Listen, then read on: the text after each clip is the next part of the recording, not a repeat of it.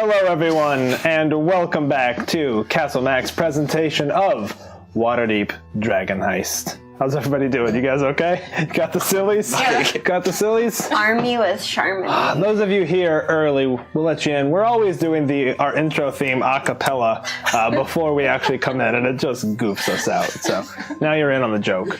The acapella theme song really should be recorded. Yeah, I'm down. Let's do it. The acapella theme song. Lydia's got the flag. You want to demonstrate, and then we'll move on. We should do it all low budget and just hold up our characters. It's like a low budget version of it. Push the ship. Have cardboard that has like the cutout. Put them all on Colored paper. Oh man, we should totally do a low budget intro version. I'll hold up the signs with people's names. Yeah. And as like your case comes in. I'll just take my Castle Mac shirt and wave it. I love it. We're there. Okay, y'all ready to play? Yeah, Let's do sure. this. Yeah. Let's put this behind us. I've been playing this whole time. Now, when last we left off, you all assaulted a Zhent stronghold and killed Zelyria. She was, by all accounts, a very capable businesswoman, and by all accounts, that business will continue. In fact, some of you might even think that maybe that line of business will now fall under Davil. Maybe there was a little bit of, a little more than meets the eye there. But regardless, Thanran, thank you. Right off the bat. Ooh, where are they? Where are the dice? Here we go. Pielos. So you all killed Zelyria in order to steal the Wither Orchid. The Wither Orchid is your magic bullet to fight, at least on even footing, Manchun, or the clone thereof. This is in order to get one of the 2 keys needed to open the vault. So without further ado, as you've escaped aboard the Ghost Whisper, alongside Captain Mauve Ashgrove, former friend of Nami's, excited to let you take the wheel, you navigate some deep caverns, and the Ghost Whisper glides effortlessly through the chasm. Behind it, all of you watch, mesmerized, as bioluminescent plankton is churned in the ship's wake. They turn bright purples that fade to dark blues, and in the distance, shimmering greens as they return to darkness. Captain Ashgroves turns to you. Hey, say, Nami, whatever happened to old Silvertooth Trop, huh? I always liked her. Didn't love her after what went down at Care Westfall. We barely made it out alive. Don't get me wrong, I understood. She turns to you. You don't need to be faster than zombies. Just faster than the other ship they're swimming after, right? Some of us just knew how to swim. Yeah, well, some of us will never get that opportunity again, but hey, those are the old days. I didn't mean for it to take a dark turn. No worries. So, what brings you all to my ship? This is interesting. Davil sent me an urgent message telling me there would be quadruple pay if I picked you all up. He did specify not to ask questions, but how could I not? Well, we had to kill a former agent of the Zhentrum to get a thing that we need to fight a wizard. Most likely that still will be taken over by Davil if I'm not mistaken. Well, I guess that's life. Certainly life here in Waterdeep. And certainly life underneath Waterdeep. Well, that's exciting. Nami, you give up the sailor's life? Heard you opened a tavern? Yeah, for now. Honestly, I would have never taken you for the type. She's pretty bloodthirsty when she wants to be. Indeed I do. It's never bad to have somebody who's willing to do a little cutty-throaty as a friend. I think that's the term she used, actually. Makes sense. How long have you been captain of this ship? 4 years ago. I purchased her myself, as a matter of fact. Been doing Zhentrum jobs ever since. Moonshay Isles and back mostly, but she's got a shallow keel, and she's easy to row. And beneath you, you do hear the oars pulling you through, as there's no wind, of course, in the cavern. She says, well, I fell in with the Zhentrum, Zelyria and Davil in particular, and, well, it's been quite lucrative ever since. I don't ask too many questions of them, they don't ask too many questions of me, and I'm mostly able to slip past any of the officials as I need to, so it's worked out pretty good. The anti-piracy fleet of the Waterdeepian Navy is quite capable, which means you must be even more capable. Well, are you implying that the anti-piracy fleet would come after me? We're simply merchants that, we take any opportunity that presents itself. Oh, of course, I don't think you're marauding by any means, but I heard they're less than discerning about who they stop. They are, and the thing is, we're very close to home. They're not willing to admit that there's entrepreneurs operating just off the coast of the city, In some ways it makes it easier for us. Certainly raises the stakes. But here we are. Raises the payment too, doesn't it?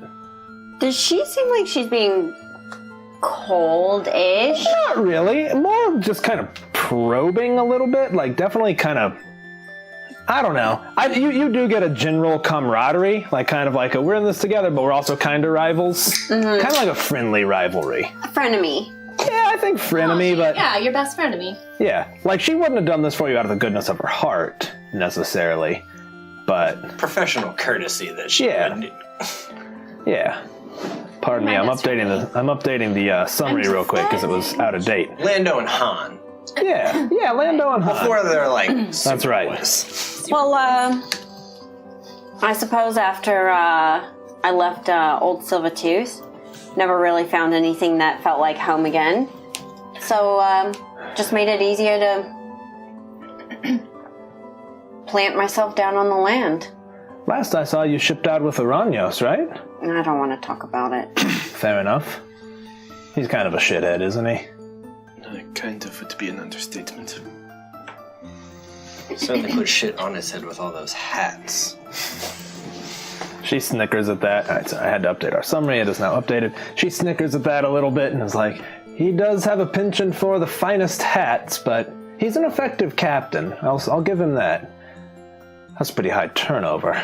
Burns through his crew, but, well, he gets the job done, and I guess that means he doesn't have to raise anyone's wages. There's always sailors at every port.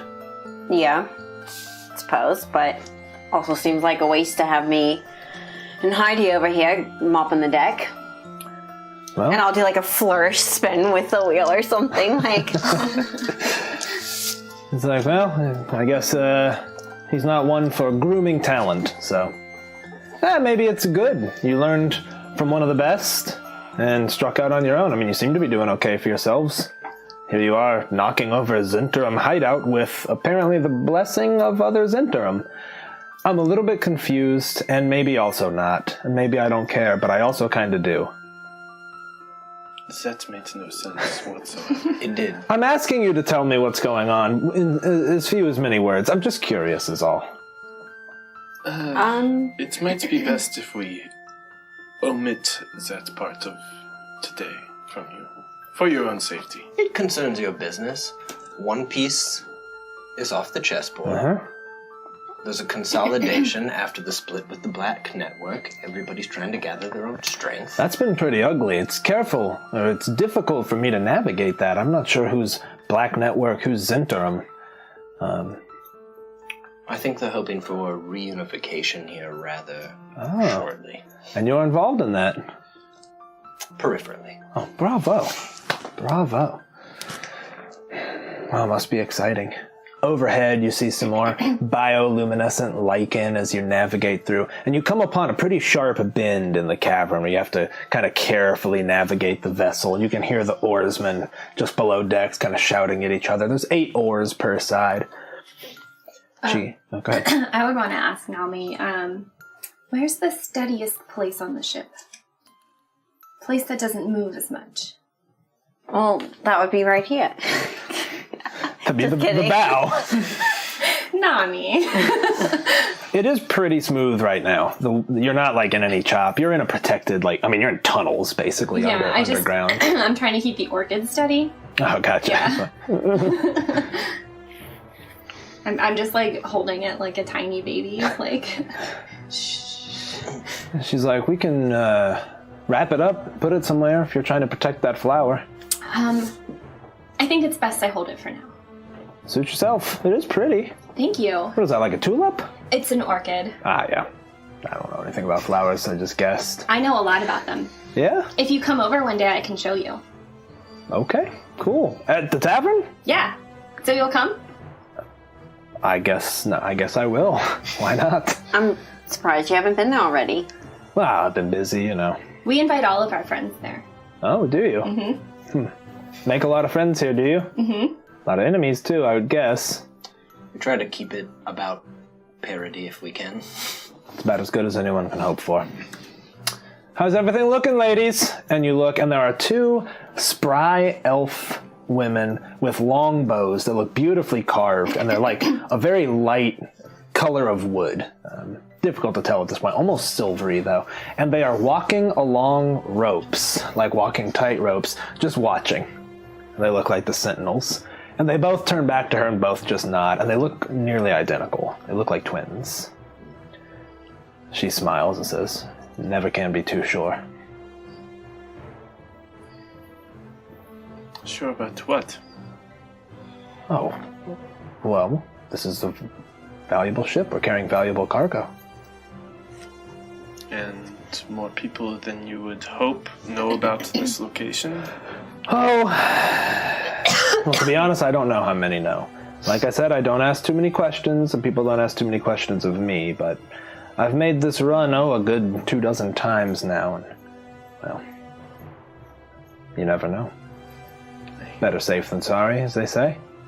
You've never had a problem with one way in and one way out? So far, no. Should definitely be fine today.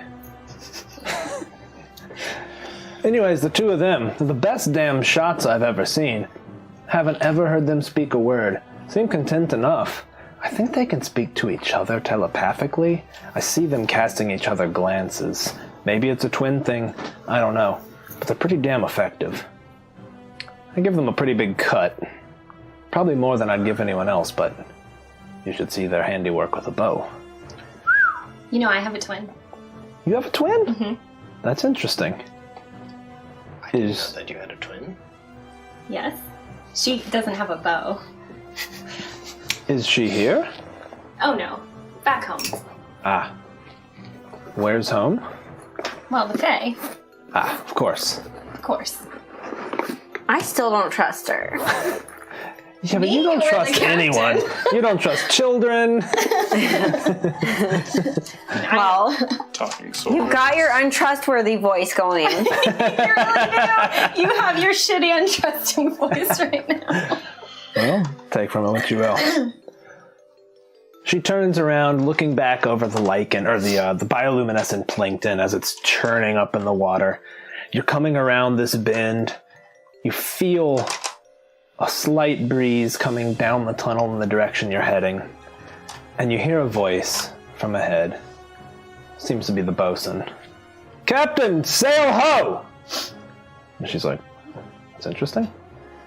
And she comes and looks down the corridor, maybe about a quarter mile. Beyond it, you can see the light of day.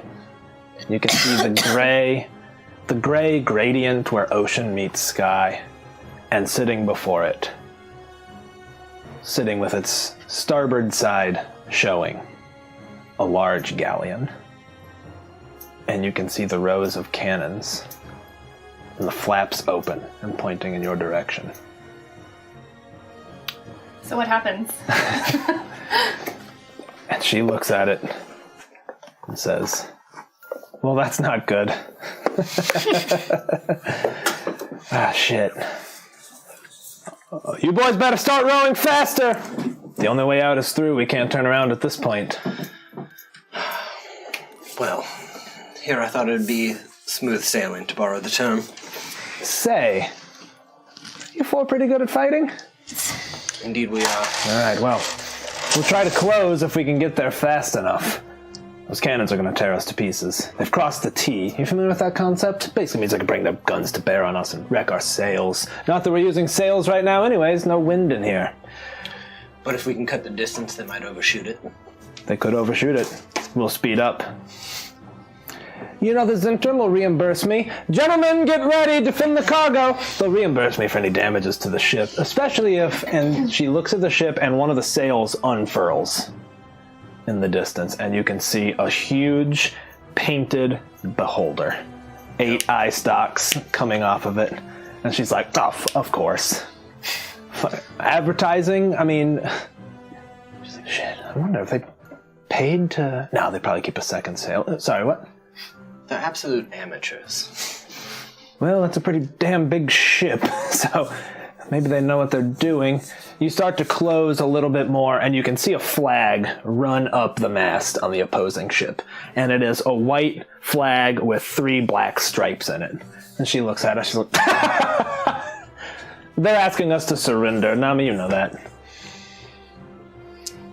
What do you think? Are we going to surrender here? Is this going to be the last flight of the Ghost Whisper?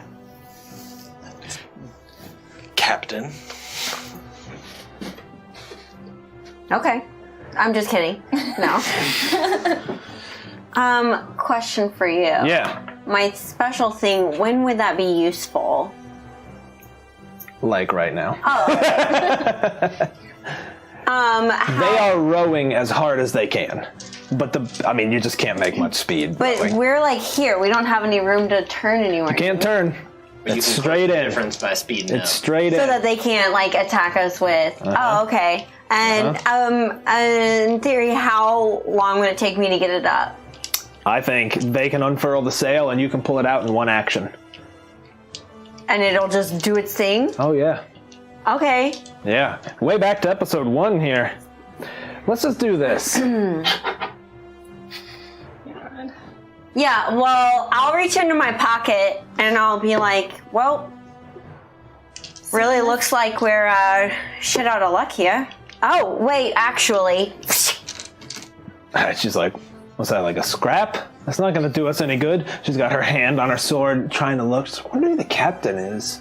Anyone we know? Can't tell from here.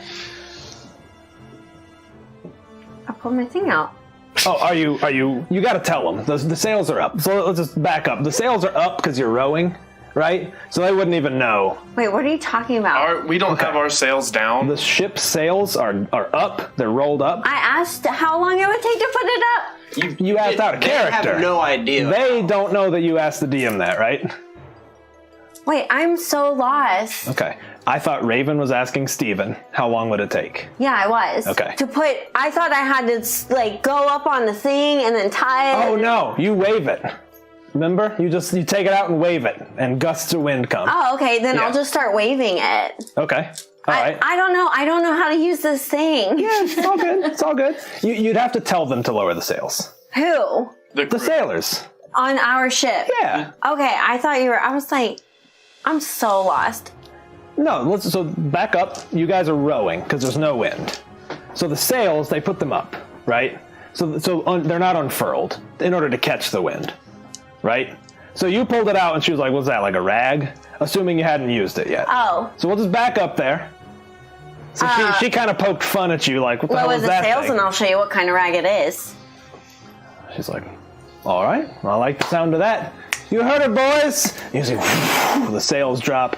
As they do, moments before you can wave your piece of sail, you hear in the distance a whistling sound of cannon fire. Can everyone roll me a dex save, please? Yeah, I can.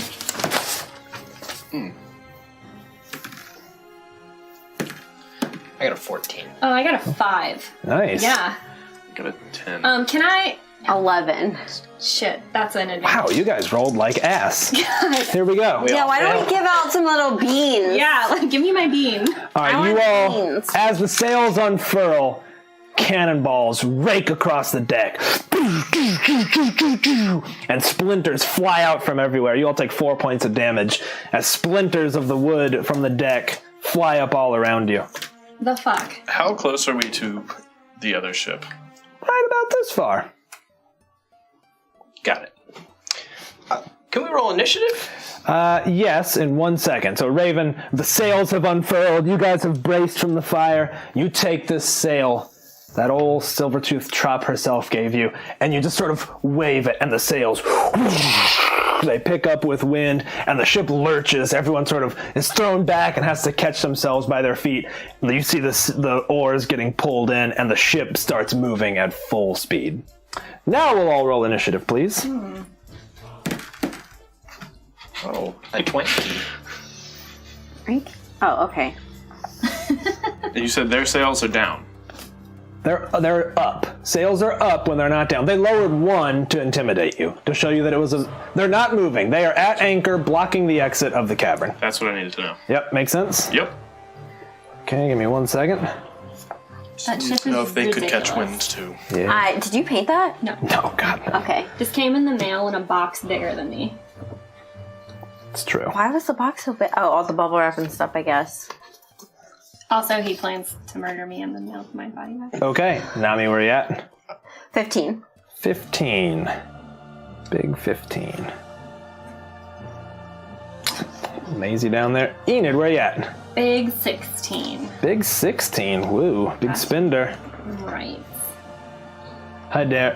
Whistler. 23. Ooh, and Hydarion. It's pretty cool. But how about a regular just 3? You're not last. What? I pre- literally rolled a 1. All right, and finally, somebody roll me just a d20 for the archers on your ship. That's an 8. Roll. Okay, Better that's than I- fine.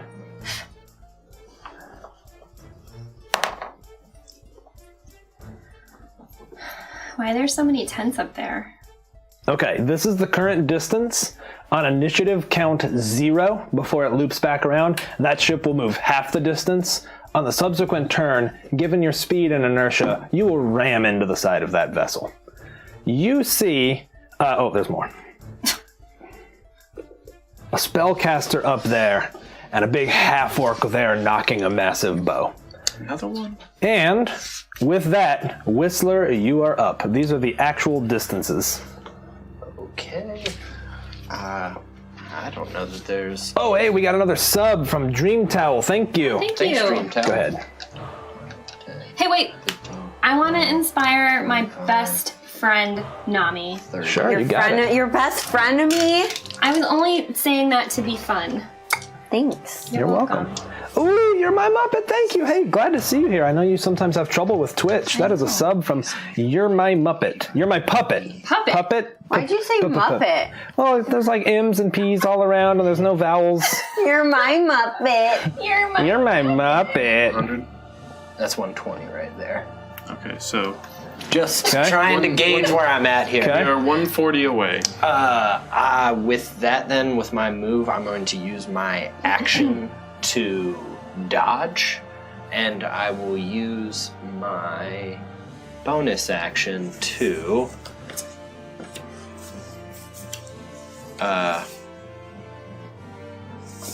oh, Captain, my Captain. Crash into that ship, please. You are inspired with a D8 for That's Nice. all you got for the inspiring. Thank Or you, though. the Robin Williams, Sean O'Harmony. It's in Sean O'Harmony. Shadow Harmony. All right, it is now. Let me explain to you what these different groups are. We have rogues, that's these guys, okay? We have thugs, that's these guys, and we have guards, which is these guys. Those are just so they're different groups, but they are armed the differently. West Side Story. By the way, Nami, roll me a perception check.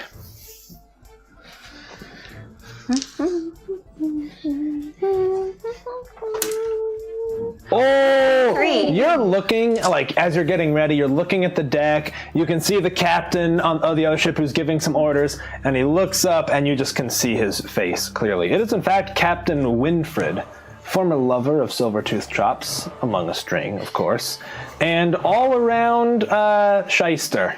Like, just, he's always... What's his name? Captain Winfred. He's basically just taking people for advantage all the time. I really hate shysters. Me too. You see them and you're just like, eh. All right. They, in fact, these rogues up front are firing off a set of volleys at you all. It's a volley. Like when lots of stuff shoots. They're shooting one at each of yous with disadvantage given the range. Oh my god, rolling is hard right here. All right, this is on you, Nami. Miss. On you, Enid. Miss. On you, Whistler. Ship's not so cool now, Miss. is it? Oh, it's great. On you, Heidi. Miss. That is it. I really like that rolling, man. You just see, but I mean, crossbow bolts are now just tearing into it. You can see little pinholes of light appearing in the sail above you. They're sticking into the wood all around. And with that, it's the captain's turn. You can hear him kind of shout at everyone. It's like, all right then, stand your ground. Enid, it's your turn. What a shyster. We're over 120 away. Yes. I will hold an action to fire a spell at one of those spellcasters when we are within 120 feet. There's just the one who appears to be a... Actually, make a perception check if you could tell the difference. He hasn't cast any spells yet. I can't. Okay. Indeed. So you can pick someone, but the spellcaster has not yet revealed himself I'm to going you. to pick the guy in the green coat because I can see him the clearest. Which guy? The one standing. The spellcaster. All right, gotcha. That's fine. That's fine. Did you tell me which one it was? No, you're fine. You're fine. That's good. All right. Nami, How far away are we? Over 120. Okay, cool. you are in the back of that ship, so you might want to move forward Yeah, it's 140 from from the bow. here. I mean, I don't have crap I can do anyway. I am going to use my action to dodge. Okay. And actually, yeah. I'm going to use my action to dodge, and I am going to call out, Winfred! He takes his big hat off. He's like, "Hi, Nami! Good to see ya! Sorry it had to be under these circumstances!" Puts his hat back on. Anything else? That's it. All right. You now see this mage up there. Actually, he's still out of range. Firebolt's only 120, right? Mm-hmm. The mage doesn't do anything. Oh, he's ready a firebolt? Maybe, yeah. Thuggies. These guys over here, they are also all firing crossbows at you all independently. One for each of you. Nami, that's a miss. Enid, also a miss. Whistler, also a miss. And Heidi, that is a miss. Crossbow bolts all around you, just whistling past you. You're all taking cover from some of the decking and railing, and I mean, you can hear them impacting all around you. With that, it is your archer's turn. I'm going to let you roll them first. Raven, do me one big favor. Roll me 2d6.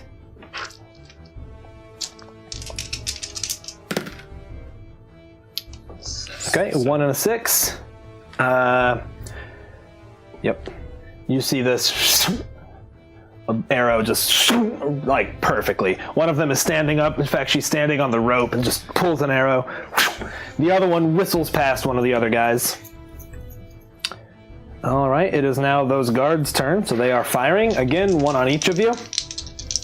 Nami. Enid. Disadvantage, man. Makes a big difference. Whistler. And Hydarion. Oh, what's your armor class? 19. You are in fact hit. You will take 4 points of damage. They're all doing static damage to keep the fight fast. You all see, I mean, and one kind of punches through the side of Hydarion's armor. Speaking of which, Hydarion, it is your turn, sir. I like your idea, Captain. The winds of the ocean will help us, and he will cast Gust of Wind tight. on the sail.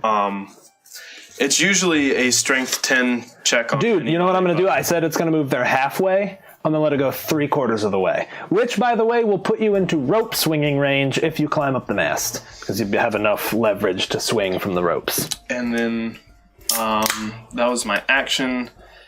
And I think Heidi's pretty much done jumping from things. Wait, where did he jump to? I'm not even jumping anywhere. I'm telling you, if you jump, I'll Could you jump. move me maximum this way, my man? I think it's there. I think Cool. you were a little.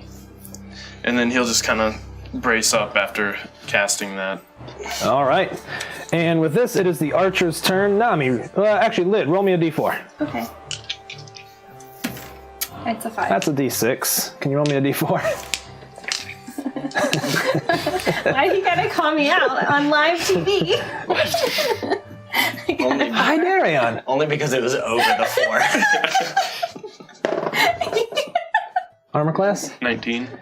This archer draws a bow back, or draws an arrow back, looses it, and there's almost no arc to it. There's so much power behind it. You see it coming, raise your shield, and as it impacts, it pushes your body back a little bit.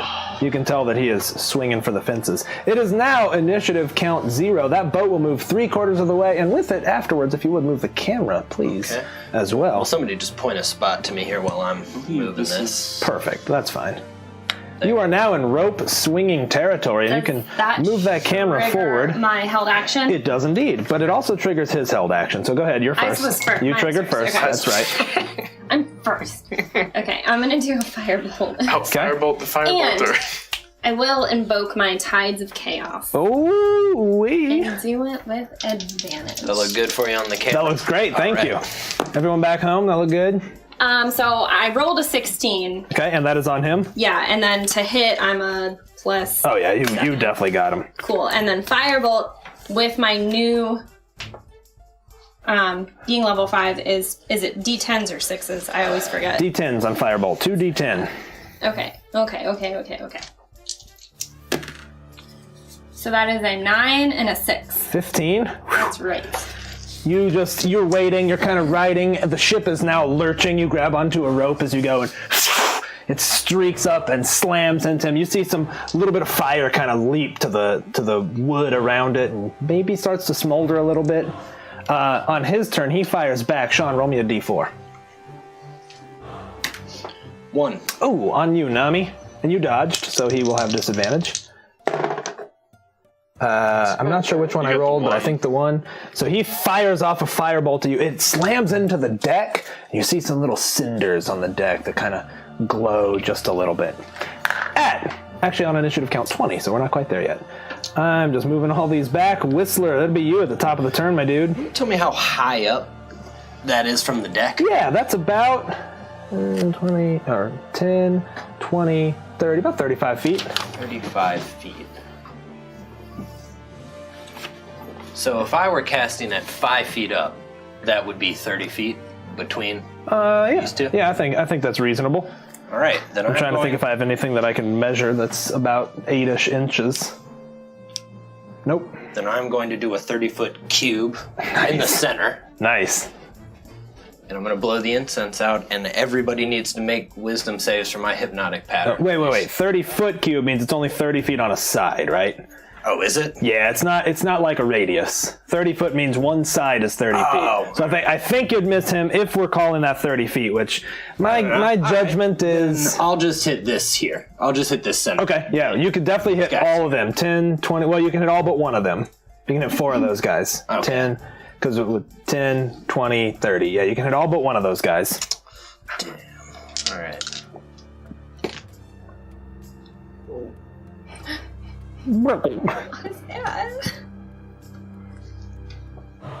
Okay, I'll leave that one out over there. Cool. So wisdom saves, please. Wisdom will saves. You have the Lieutenant? lieutenant at disadvantage. Yes, though, I will. please. Okay, here is the lieutenant. Fails. No. And here are the other 3 as they lay. Pass, fail, fail. So the guy on the farthest right passes, everyone else fails. Farthest. Okay. So this guy passes. Okay. Those So other the three two fail. that are the bread of that rogue sandwich. Yeah, the bread and the boss. The lieutenant is the one with the cape. This is our pass. These three failed. Right, that's what I mean. Okay, sorry. yep. And the cape confused. boy is the lieutenant. Right. Okay. Well, they're all incapacitated with a speed of 0. Good God. All right, I'm just going to tip them over. I mean, you get advantage against them anyway, so might as well just make them prone. That's easier than what I was doing. Color spray? Or Hypnotic pattern, right. And then I inspired her. I'll be like, sweet Enid, this is a good time to burn things down. And you have a D8 bardic inspiration. Beautiful. Well, it is their turn now. They get nothing, do they? Now, what if can a creature snap them out of it? If they damage. Okay. Yeah. But don't they have to damage them? They gotta hurt them. Let me. Takes any damage. It ends if they take any damage. I'm not sure they would try to hurt them at this point. In fact, No. I'm sorry. Or they can use an action to shake the creature. Okay, and I'm going to call it that creature loses its turn. I'm going to give each one of them a wisdom save to see if they think to keep attacking or to wake up their comrade. So this guy, I think he's good. So he spends his turn like, "Oi, Rycom, what are you doing?" Kind of kicks him in the shin, and this guy and their whole turn as he stands up, and the two of them lose their turn. So there's a shot's not coming. This guy rolling his wisdom save. Nah, he has no idea. He takes a shot at Coach. Roll me a d4. At you, Enid. And you might still be long range. I'm going to give him disadvantage on the roll. Oh, yeah. Another crossbow bolt goes sailing by you. Okay, now, at initiative count 20, the captain goes, "All right, boys, let them go!" And you see from behind the sail that they furled, it's dropped, like the ropes holding it up are let go. And so this fabric with the beholder on it kind of floats and falls down to the deck. And behind it, on a cross beam, you can see 6 small humanoids holding ropes. And they jump, but they jump back this way. And the momentum has them swing across the deck, fly to about here, where they let go and come to tumble onto the deck. Here. I can't reach it. Pop those 6 around about on the front third of the ship. And by the way, I need to make acrobatics checks for all of them, or they will be hurt. As a bunch of little kobolds leap onto the ship.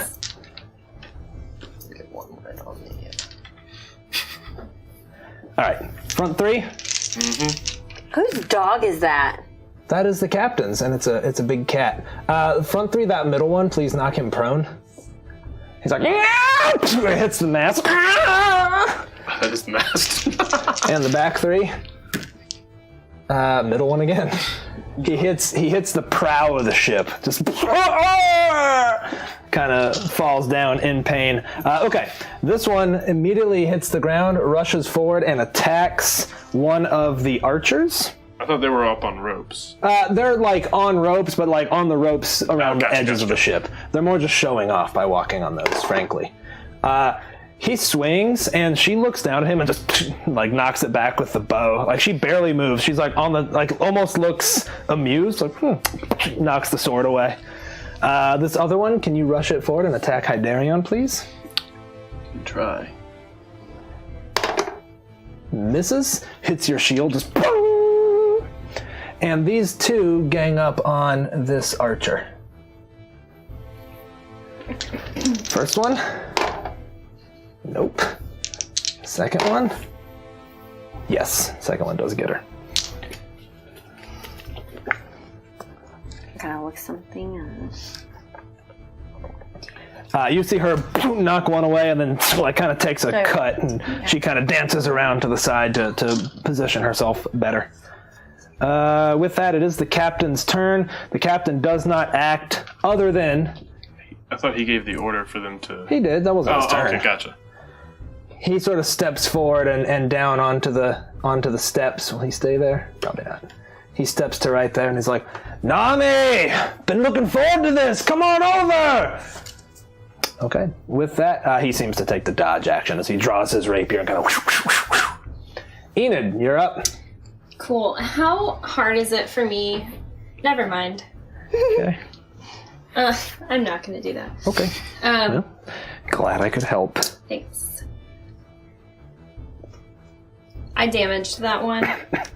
Yeah, you sure did. Perfect. How far away are we?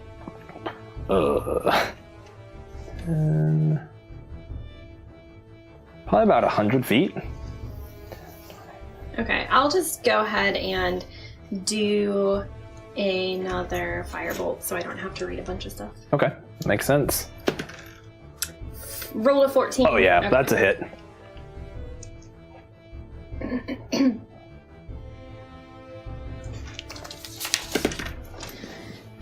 $11? That's right. All right. Slams into him again. He sort of grabs onto a rope to keep from falling. Name. Hey, I Yeah? assume that there's like stuff around there, like Railing? yeah. Yeah. I wouldn't yeah. just like fall to my death. No, there's railing. I mean, you might still fall to your death. I don't know. But I could hold on to something. Yeah.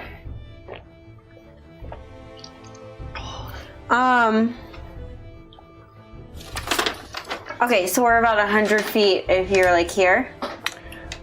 This is 35 from how to start. Enid was about 100 feet from the... Enid was within 120 feet of this Okay, guy. so from here to here is... About 40 feet, it looks like. But right here would be... Okay. Yeah. Well...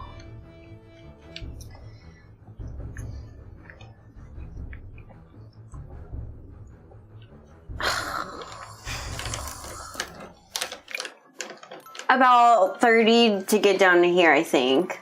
Yeah. Given that you gotta, like, loop around on the stairs and all. And then from there to there would be less than 120. 10, 20... Yeah. Okay. Yep. Sorry, I forgot my mic was right there. It's all right.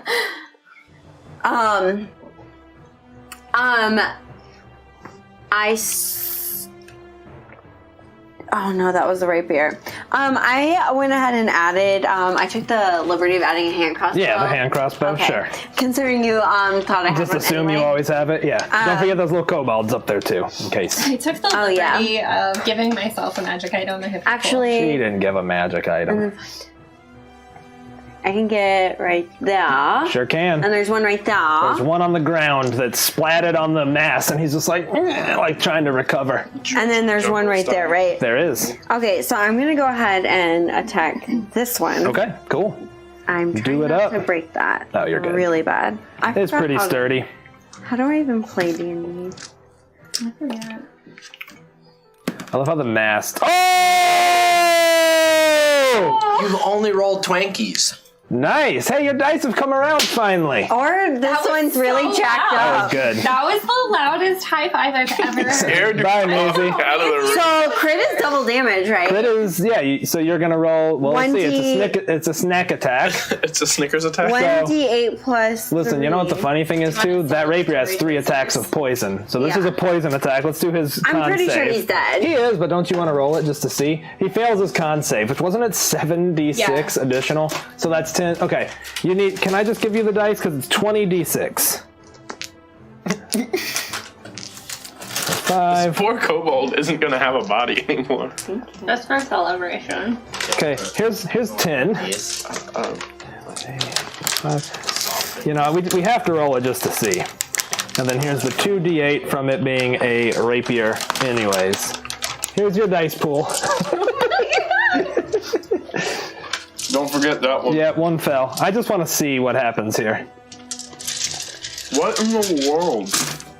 Oh my god. This is all your fault. Come on, Lydia, dungeon math it. 10, My eyes 20. already glossed over. 30, 5, You've killed Hydarian now. 40, 45, 50, 55, 56, 57, 58, 59, 60, 61, 62, 63, 64, 65, plus 8, plus 7, plus 6. So you're at 65, that's 71, 79. 65 plus 8 plus 7 plus 6. Is that 86? Or is 86 plus your static? So it's about 90 points of damage, right? I think it's about 90 points of damage. Yeah. So here's what I'm going to have happen, Nami. This kobold turns to you. You just take the rapier, spin him around, stab down into the one on the ground. Do I toothpick them? You like toothpick them. Like little party sausages? They're like little party sausages. And the two of them get flung overboard. Oh my Bleeding god. from their eyes. Yeah, just more than dead. And I'd be like blowing him a kiss. I'd be blowing Winfred a kiss while I'm doing it. Like, Yeah, he is like, oh, yar. That was 90 points of damage. That's You're all. nasty. You're not coming over here. I'd like to spin my on You're Nasty. Oh wait, no, not that one. This one. Yar nasty to Sean. I thought you were like, I want Oh wait, do you have one? No, No, he's got. What is that next to your hand? that's not mine. Oh, okay, you're holding it for someone? Yeah, it's not mine, I promise. Okay. With that, it is this flyboy's turn up here. We're back around. Raven, since you just rolled so many dice, can you roll me a d4? Yeah. Oh god, I just stabbed myself with one of those spears. I was like, let me get it. Ah! 2. Who wants a 20? 2, it's on Enid. Enid, this mage, can you hand me the rest of my dice there? What? You want Enid, this mage fires a firebolt at you and does in fact hit you. That's shit. Yeah, kind of. Shit. What level was he? Not 5. You take 2 points of fire damage, my dear. You all have to talk in an Australian accent if you eat this now. Australian accent. Pretty good. That's pretty good. Okay, we're moving on to the thugs. Those are the guys over there who now have clean shots. Thug. They're going to fire one shot at each of you. They will have disadvantage to Enid, regular on everyone else. So this is on you, Name. Miss. Enid on you. That is a miss. Whistler on you. That is a miss. Heidi on you. That's a hit. I'm giving them static damage, so you take 8 points of damage as another crossbow bolt finds its way home. Just right into your side, punches through your scale armor, just they're kind of raining down all around you. That plus you gave me earlier, I forgot I have uncanny dodge. So I could have that. Did you take damage just Here, I now? took 4 points. Like, wait. Oh, yeah. You can, yep. You spend your reaction to do it. Cool. Okay, that was them. It is now the archers. Sean, roll me 1d6 to see which group they're targeting. 4. Actually, you know what? They're going to fire at the kobolds. So roll me one more. Okay. I feel like 5. Okay, they take one out. They're basically rolling a 50-50 to kill a creature at a time. Yeah, they take him out. She's up there fighting. She kind of tees it up. It turns around, arrow between the eyes. Okay, it is the guards' turn. They also still have 4 shots. They'll be firing crossbows at everyone until you board, until you close. I have bad vision. At Nami, that is a miss. On Enid, still at long range. That is a miss. On Whistler. What's your armor class? I'm a 14. That is a hit, my dude. You take 4 points of damage. Alright. And on Hydarion, That's a hit. that is a hit. 4 more points of damage on Hydarion. Where Hydarion? I'm gone on that Oh. hypnotic pattern. Okay, so they're back. Yeah, they're. I'm just gonna stand Back them to up. reality. I'm back! I was laughing because your tents say like thugs and guards, but you put quotes around them, so it's like, yeah, thugs. Well, yeah. It is this archer's turn. Yo. Lydia, roll me a d4. What? Oh, did I just skip you? It's because you took damage. You get skipped when you take damage in this game. All right, you're up. Bonus Or if he action. doesn't like you. Yeah, that too. Our name starts with Raven. Bonus action. I'm gonna. I haven't skipped you in a long time because you've rolled better on initiative. All right, there we That's go. what it takes. Second win gets me something back. 11? No, you're not fighter 2. You're fighter 2, right? Fighter 1. Fighter 1. So 7 back. And then we're gonna strike at this little boy right here. That's an 18. That is a hit. Would you like to describe to me how you skewer him? I think Heidi's a little pissed right now, looking like a porcupine, so just kind of shield up, going and... Yeah, you got the shield, you lift it, and just... I think you kind of stab upwards, and he sort of gets stuck on the tip of the a little trident. inspired by Nami's kobold Nami's kebab. skewering. That was a kobold kebab. Kobold kebab. I liked that.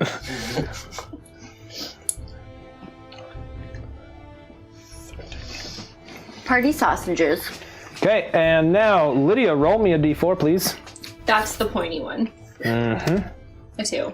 Ooh, on you, unfortunately. This rolling. archer sees you casting spells. You can see him knock a huge, dark arrow.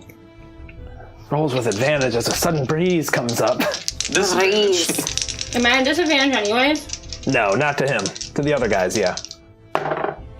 He does, in fact, miss, thanks Not on that to... longbow. That longbow's ranges. Yeah. You see this massive arrow just... and it... boom, sticks into the wood, quivering, splits the wood down. Massive, massive arrow. It is now the bottom of the turn. This vessel, in fact, rams into this ship, and I need everyone to make me a dexterity saving throw, please. Would it help if we move this a little up this way so you can roll? Nah, because I can hit all the stuff. Yeebus. I got a 14. You want to pull that camera back and get a different view now, since we are kind of the trailing cam. Okay, so what was everyone's save throws? For what? Dex save. Dex save. From before or this time? Right now, right as now. we hit. Oh, a new one? Yeah. 17. Okay. That took way long. Who got less than a 14? Just you? Oh no! Oh no! Okay, that's fine. Make me another dex save to see if you can grab the railing. Splish, splash, Enid's taking the bath. With the orchid? We're all gonna die, so... Unless it's water soluble. 12. Okay. You grab onto the railing, but you sort of flip over forward as everyone lurches forward from the impact. You fall off the railing onto the ground on the other side, prone, but you got a 12, so I'm not going to make you take any damage, because you're kind of holding on as you flip over it, you know what I mean? And you kind of hang and then drop down. What happened to the orchid? Nothing? Oh, good question. No, the orchid's fine. That's why you did so I'm gonna miserably, as you were Let me protecting do the this. orchid. Yeah, my dude. Let me do I this. don't know what this went It's to. all right. I got you. You just cut off all my audio. Did he? I don't know. Nope, we just lost the cam for a sec. It's okay. Oh no! Cam's back. Here, I'm gonna do like a little bit of an Australian angle boys. too, so we can kind of see everything. Uh-oh, uh-oh, uh-oh. Oh no! What just happened? We broke the stream. How? Can you pass me some Australian boys? That's all you can think about right now? Yes. Some Aussies? Did you guys cross the streams? Let me just see if I can fix it.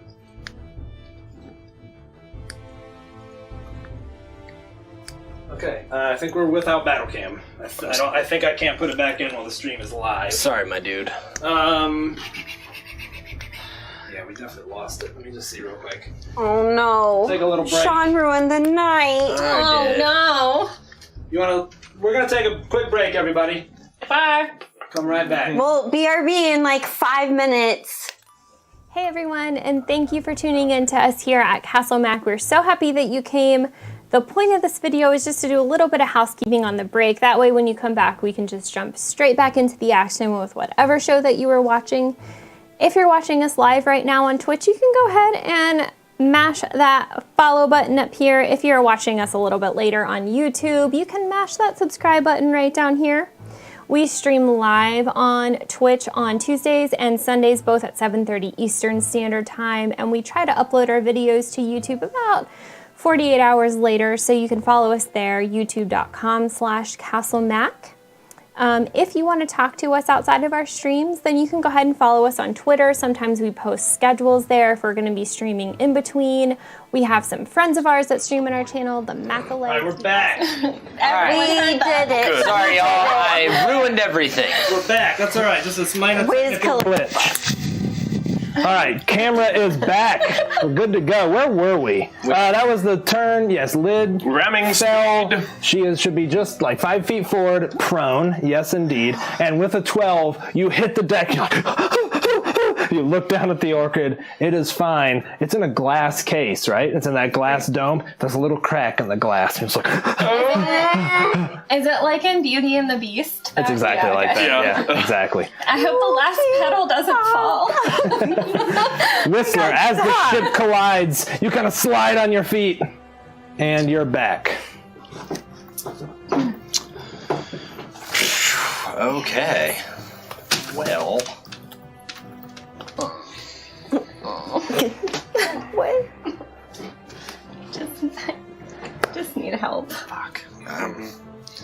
Thank you. Just hold me. Wait, give me this. This is the trick. What are you guys I'm doing? getting rid of her headache. Oh, okay, cool. Duh. Some new age medicine. I like it. I don't know. Everyone's supposed to do this. All right. I would like that. Your kids are sweaty. Just so you guys know, there is a mast right here on your ship, as well as a mast right here. There is rigging and roping. Assume that you could climb it. Assume it's like this. Assume it's like that. Okay. You can swing I know all that's you for want. my benefit. Yeah. I know. I'm looking out for your cool ring. What can I say? It's not like she's forgotten about it. I know. She definitely got the coolest of the items. I will. That archer up there, I would Yeah. like, as I pull out my piece of iron and I ting it, I'd like him at disadvantage to make a wisdom saving throw. He will indeed. And he does, in fact, fail. Yes. Thank you Held. to divine pre-rolls. He is, in fact, held. Here, I'm just going to mark this. Whistler's holding him tightly. And then, is it possible for me to get behind the mast to get a little extra? Yeah, you get some 8 cover. potentially? You get some cover. Yeah, a red Got a little mast. droopy mast over here. You know what they say? Red vine at morning, sailor's warning. Red vine at night, sailor's delight. My delight. All right, it is these rogues' turns, and in fact, it's now on. You can see them leap up onto the bow of the vessel. This one comes up right to you, Hydarion. Armor class? 19. He misses. Comes slashing at you with a short sword, and you just ping off of your shield. Let's see. This one also climbs up on the bow, and he will attack this archer elf. Does seem to hit her. That's the second hit she's taken. You see her kind of, she kind of drops down. She jumps down off the rope, is fighting defensively with her bow right now. This lieutenant, you can see him. He looks at the other two and he's like, go! And they both also leap up. You can see now there's like masts and ropes and stuff. He grabs a rope and kind of swings over, climbs up here, gets in there and attacks you, Hydarion. Misses again. You're now just like swing the trident around and catch the short sword, push it back. This one sees that he can't get a shot, takes his hand crossbow and shoots at her. Well, that's a miss. The lieutenant also takes his crossbow and kind of lines up a shot. Fires at, you know what, he fires at her. She's the cleanest shot for him. Also misses. She, in fact, swings her bow up on that one, and you can see the crossbow bolt stuck in the wood of her bow. With that, it is the kobolds. This kobold stands up. Whatever is left of the kobolds. This one attacks you, Hydarion. Is his name Zask? Yeah. No, This is the death of Zesk. Misses. I will not have that. You're just surrounded. Just you're swinging the trident with one hand, blocking weapons away. And this one attacks the elf. You can see he slashes her, and she drops to one knee. And the other elf, who you have not heard say a word, just, no! And she knocks an arrow, but she falls. I loved her.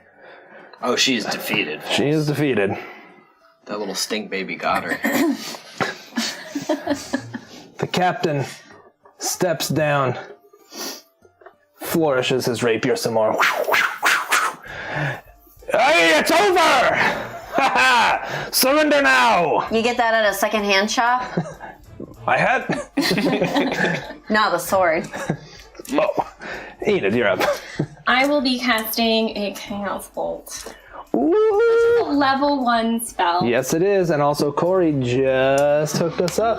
Where are we keeping them? Put them up here. Put them right there. On proud display. Proud display. Okay. I need to bring up a certain chart. Go ahead. Who are you casting it at? The caster? Yeah. Cool. These are casters. That's the caster, yeah. I rolled an 11 and I'm plus a 7. So, it looks like it's about to hit. Okay. The shot has struck true. Uh-huh. He raises his hand and a blue shield appears. It dissipates into nothing. That son of a bitch. However, Yes. can you roll me a D100, please? Fireball, send it on you. Withering Orchid goes off. As I'm looking over them. Everyone dies. Yeah, everyone kind of is. So, 27. 27. Okay. You rolled this before. For the next minute, all of your spells with a casting time of 1 action have a casting time of 1 bonus action. Tight. That's incredible. So good. That's incredible, I man. love wild magic. That means you could firebolt and dodge in Yes. the same turn. Good lord. That's absurd. Nami, you are up. Yep. It's my turn. It's your turn. I'm ready. I didn't skip it. I didn't skip your turn. Okay, this is the enemy. Yeah. Literally everyone around me. Oh, what's up, Tort? Tort, I will believe you. Tort says he subscribed from Amazon, but no alert came through. There may have been one in the back there that we missed. But either way, Thanks. appreciate that, my dude. Okay, I moved up 1 square. All I'm right. gonna slay. Gonna slay all day. Slaying, slewing. Don't know what you're doing. 6 plus 3 plus 4. 6 plus 3 plus 4.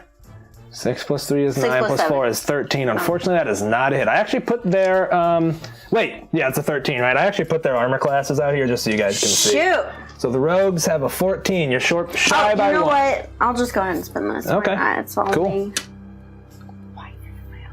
And that 4 still counts. Yep, right? 4 still counts that you rolled on the Bardic. So that's a 14 now. A 14 hits him. Oh, it was a 15, excuse me. Wait, do I lose the Bardic now? Yes, Yes. Bardic is gone. Okay, it's no crit or whatever, but it is. It's no 90 damage. It's no 90 damage. That was pretty 1d8, intense. And then You do have it's a 2d6. poison blade still. If Yeah. you want to roll it, you can. Otherwise, I can just tell you he's very dead. He does Okay, pass his definitely poison dead. save, so he's only going to take half, but he's dead. Okay, so this dude is dead. Yep. Oops. And then, okay, so that was my action, a little bit of my movement. I still have a bonus action. And my bonus action, I am going to...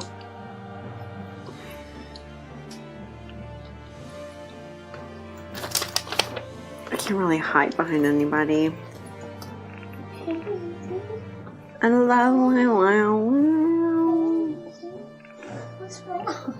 What was that? Okay. I think I'm gonna stay where I'm at. I doubt there's anything to hide behind at this point, unless there's a thing I could. This is a mast. You could hide. You're not going to be able to hide though. There's just way too much visibility. But you could take cover behind it, and any incoming fire would have Actually, a penalty. Who's got arrows? They all seem to, although now that you're in close, it looks like they all kind of fired them off and are like setting them down now. So they were all firing arrows. All of them had crossbows or Oh, arrows. well, shit. Never mind. I'll just see where I'm at. Okay. With that, it is this mage's turn. And he is firing a firebolt back at you, Enid. Oh, screw it. Sorry. Go ahead. I climb up a little. Okay, yeah. We know you're about 20 feet up the mast, okay? Enid, you take a firebolt to the I'm face. giving that to you, my dude, for your blocking all those hits. 6 points of fire damage. And with that, it is the thugs, which is these guys right here. They aren't quite in swinging range, so I think they will move, but also still continue firing their crossbows. They're going to fire one at everybody, because that's just the easiest. Name, what's your armor class? 13. That gets you for 4 points of damage. Half. Enid, miss. Whistler, miss. Hydarion probably gotcha. Yep. Man, you're just a porcupine right now. Where's the uppy thing? The clear thing? I'll gather for you. It is now the ally's turn, and she, in a fit of rage, lines up an arrow and just drops this guy. Not that it matters. It's just fun. Yeah, let me get it. Let me get behind this real brick wall. I know, that's a real feat of strength. There you go. I can't believe what. Also a real feat of masonry rebuilding that. I know, wall yeah, it's pretty good, right? Okay, these guards move down the side of the ship here. And this guy gets about here. They all fire crossbows again as you're closing. Nami, miss. Enid, miss. Whistler, miss. Hydarion. Hit. Oh, he missed. Thank God. And with that, Hydarion, it is your turn. Maisie, come here. You want to go outside? Alright, so bonus action, I will cast Slayer's Prey on the kobold in front of me. Okay. Because that can be transferred. And then we will, as we're kind of like blocking and spinning the trident, we'll get a lunging strike in at him. So we'll just go ahead and reroll that. With a different one. 7 plus 6, so 13. That is not a hit on a kobold, I don't think. I think kobolds are... Oh, wait. Maybe I'm thinking goblins. I went into this like, I know kobold stats off the top of my head, but I don't. So hold on. Let me look at their armor class. I think they... No, that is a hit. He's dead. You don't need to roll damage unless you want to. There's too many. He dies. You just kind of stab through him, no problem. Anything else on your turn? Nope. I think that's it for me right now. Okay, this archer, meanwhile, does nothing because he is held, correct? Yeah, he gets a save. He does at the end of his turn. I'd like you to make that a disadvantage. Yeah, go ahead. Hand me one of those. Please. Hand me one of those divine pre-rolls. Let's see how he does. Fails. Tight. And with that, on initiative count 20, you all hear faintly a tss, and then you hear the cannons beneath you tear into the boat. Just the whole boat lurches, splinters fly up from the bottom of the deck as the decking is just like splitting from the impact. I need everyone to make me a dexterity saving throw, please. Historically, I've been good at these, so. Why don't you use a pre-roll? Use a pre-roll. Looking to beat a 12. Good. I got a twanky. No, I still didn't. Got an 11. Okay. Take 10 points of damage if you failed. Jesus, 5 if you really? passed. Yeah, I rolled pretty hot. Okay, well, things aren't looking so good. Don't you still have a Healy boy that we came in with? Everyone has greater. Greater, right? Greater. 44 plus 4. And with that, it is the top of the turn, and Whistler, you are up, sir. Okay. You're on the top of the pops.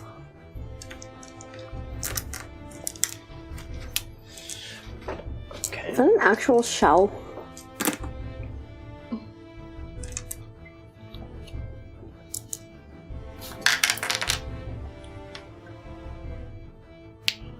Coming out from my hole here. That lieutenant there. Yep. While I'm still holding onto my iron to keep that archer.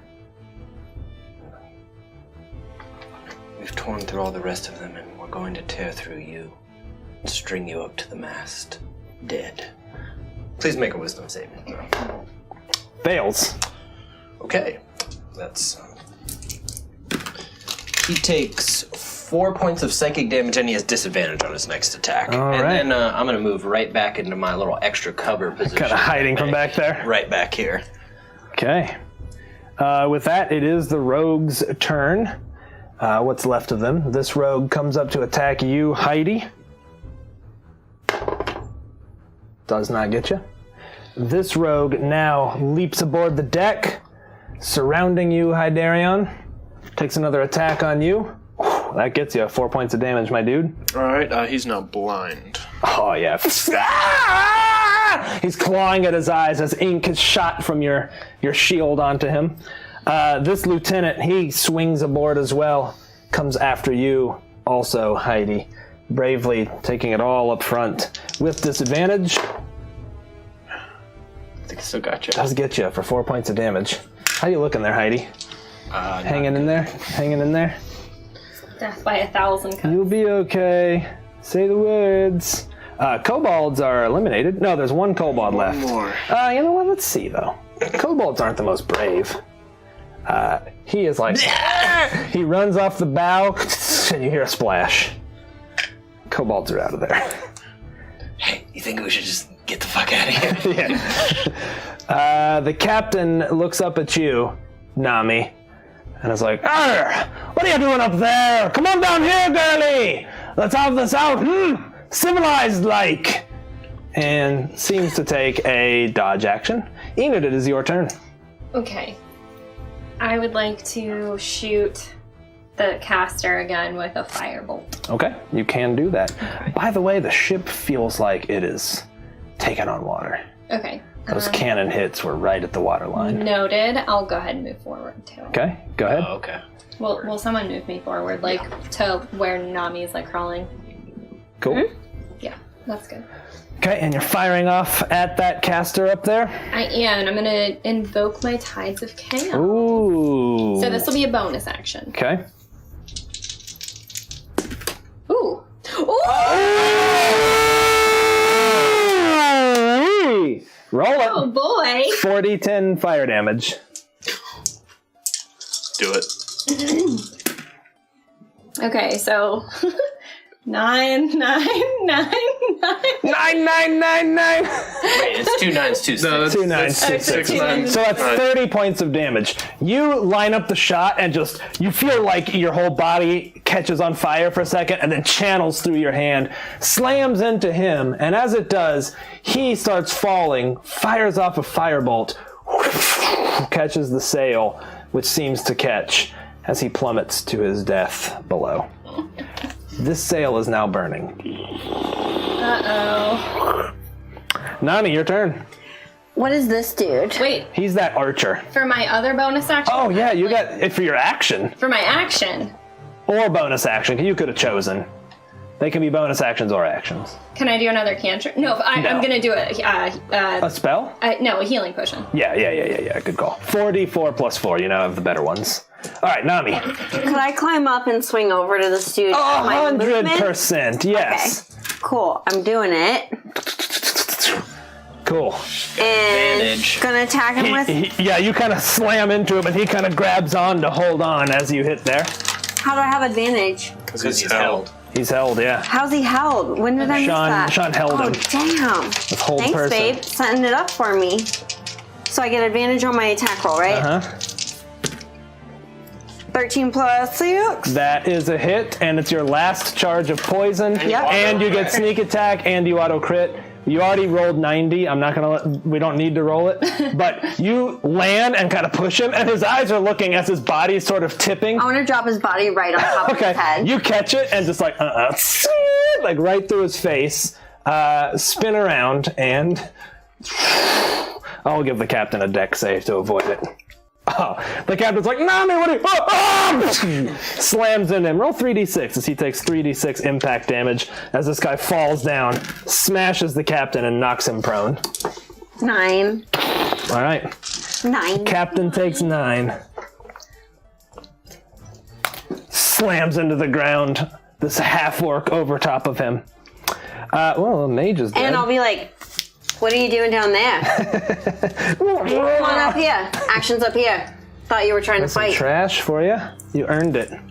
Okay, these thuggy boys see you having boarded the ship now, Nami. They're all going to line up crossbow shots on you right now. You're going to get, like, medium cover. That was just my action. So Oh, you do have a bonus my action. Yeah, bonus you're right. action, actually, could I hide behind, try and skillfully hide behind? I just don't think you're going to be able to hide out of anyone's Could line of sight. Maybe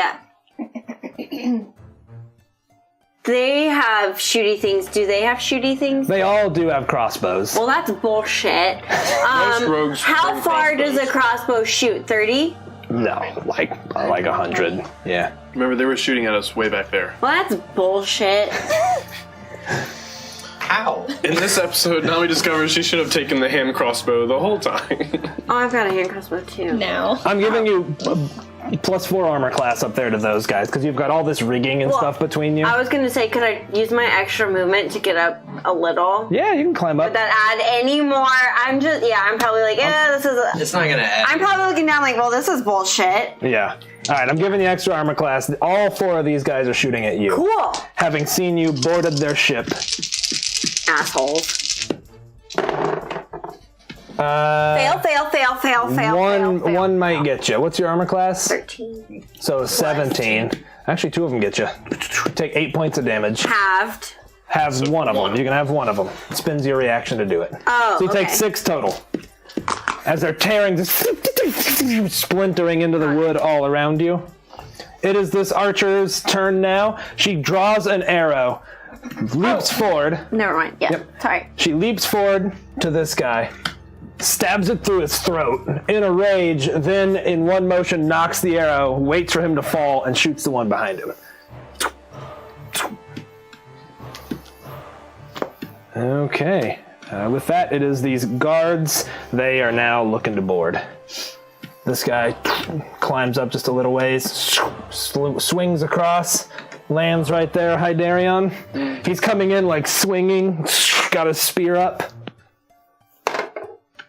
Misses. This one leaps up onto the bow. It's now intertwined with the ship, and it's starting to tilt upwards as the ship is taking water. You hear creaking all around you as the wood is protesting what's happening. He comes up and attacks you again. Gets you for 4 points of damage. This guy runs up here. Really? Yeah, you've taken a lot. He leaps, grabs a rope, lands right here, takes an attack on her. Seems to hit her. She kind of falls backwards in her rage, looking at him, and she's just drawing an arrow in fury. Meanwhile, the lieutenant here lines up a shot on you, Nami. From below, it does get you for 4 points of damage. How? You already the spent reaction. it. You only get to do it once. Oh, okay. I'm still getting used to this. I should probably read it. Hydarion, it is your turn, unfortunately, my dude. Yep. That'll You be a said death 4? save. Yeah, 4 points. That is a pass. 1 pass death save. That dude did. This dude is dead, and these were custom made for tonight, so here's another one for your collection of doom. At the lower initiative count, you can hear Captain Ashgrove go, "All right, love, go get him." And the cat at her side leaps down. Druid? No, just her pet cat. 10, 20, 30, kind of rushes up here and gets in the middle of these guys. Doesn't do anything else but dash this turn.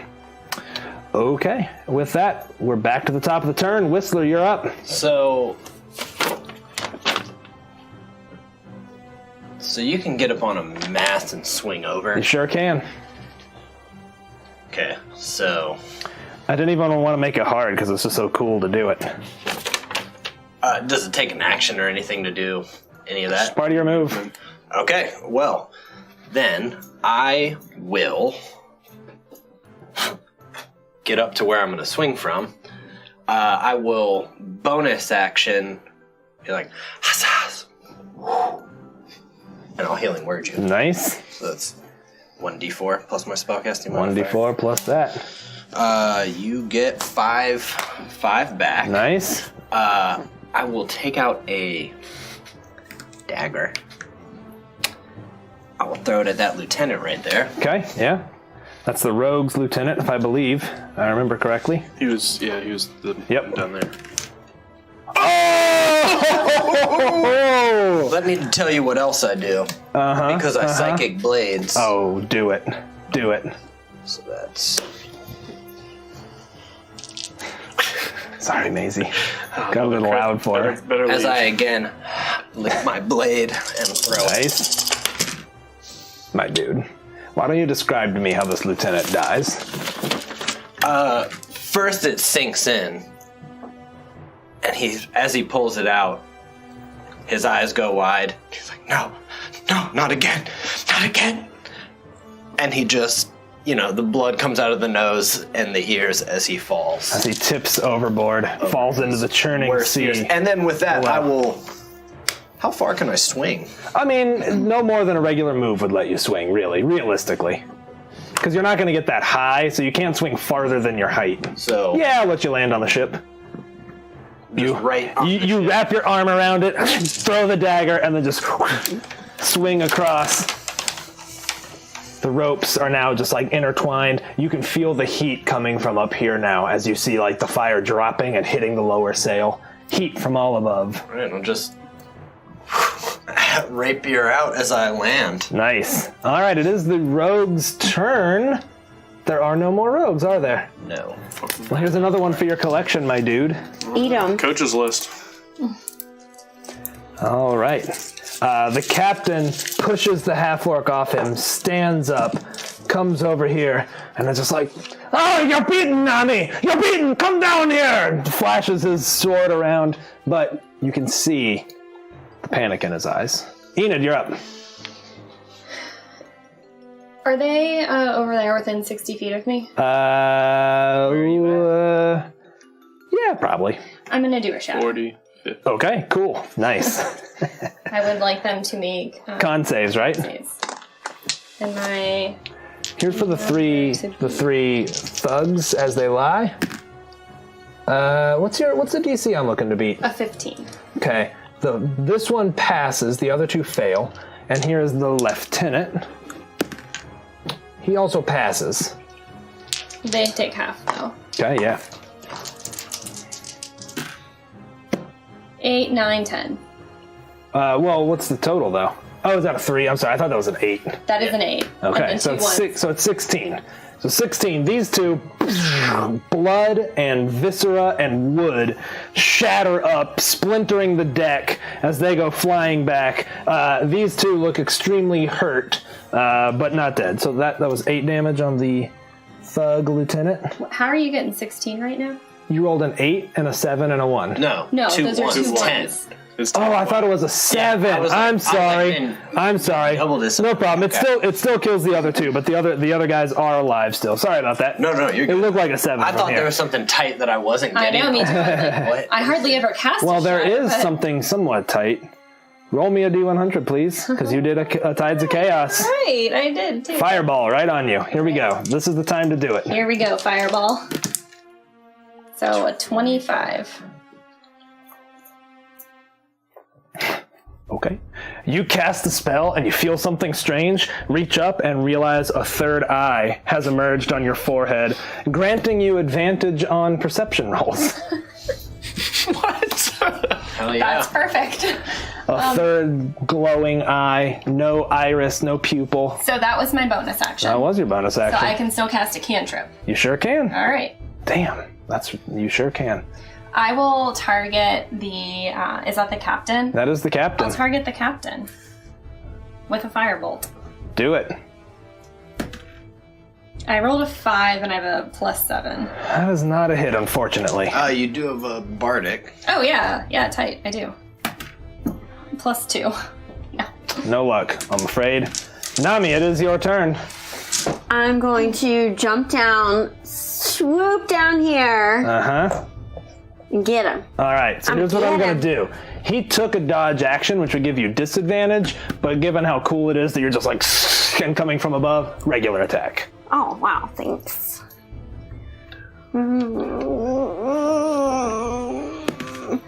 16. I think that gets him. What, you rolled a 16?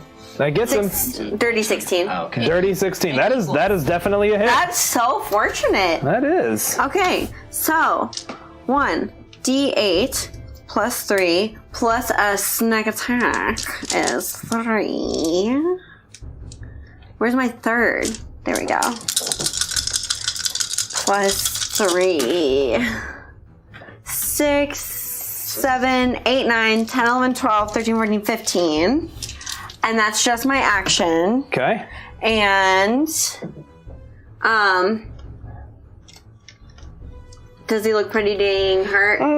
He looks hurt, but he's still got some fight. Looks like I told him your mom joke and that was about it. That's about it, Okay. yeah. So then I'm going to dash over yonder. Does dash? He does get an attack of No, opportunity. he doesn't. God, stupid swashbucklers! I'll never remember. Okay, the thugs is just those two left. Yeah, that's about all they got going for them, don't they? Well, they see what's going on down there and hustle down the stairs. 10, 20, 30. 10, 20, 30, about there. Both of them are going to fire at the two of you, one on each. Here's a crossbow on you, Nami.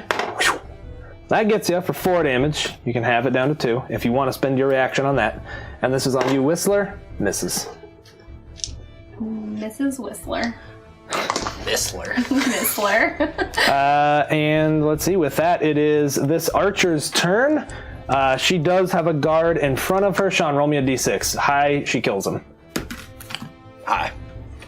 She's looking wounded, like you can see blood kind of appearing under her tunic, but she fights, in fact, still with her bow. She kind of knocks him upside the head, twists it around so he gets caught in between the string and the wood, and then just pushes him overboard, and he goes flying into the water.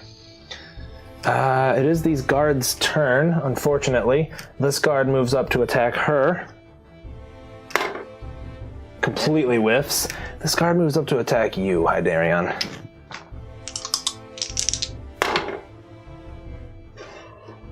This is a +4. You just like rolling on the ground as he's like trying to stab you. And with that, Hydarion, it is your turn. Pretty tight. Alright, so half my movement to stand my fishy ass You back can up. hide your gems in there. I'm gonna drink one of those greater potions of health I keep speaking of. Good idea. Um, Glug, glug, glug, glug, glug. 6, 10, 13 plus 4, 17 back. Nice, that's pretty good. Alright, Seems strong. yeah. 22. I think that's about all I can do. Did both of the dudes around, I guess I can't reach the other. Yeah, alright, so we'll just attempt to shove this guy over the railing into the water. Tight. Do a shove. Yeah. Athletics versus his athletics.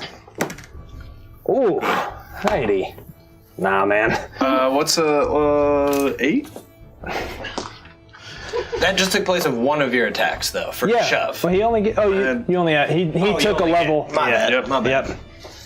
You shove him, and I mean he's braced against the back, and you're kind of pushing against each other. That's so cool. Whistler, it is your turn. Okay. Well, I'm going to. I'm gonna be like, Nami, I'm loving this swashbuckling. It's exactly as I imagined as a kid. Go get him. Give you a bardic inspiration, and with him, I'll be like, you're no dread pirate. Please make a wisdom saving throw. Okay. He does in fact pass. He passes it. Either way, I'm moving up those stairs and away as far as I can go. 10, 20, 30, about right there. Sure.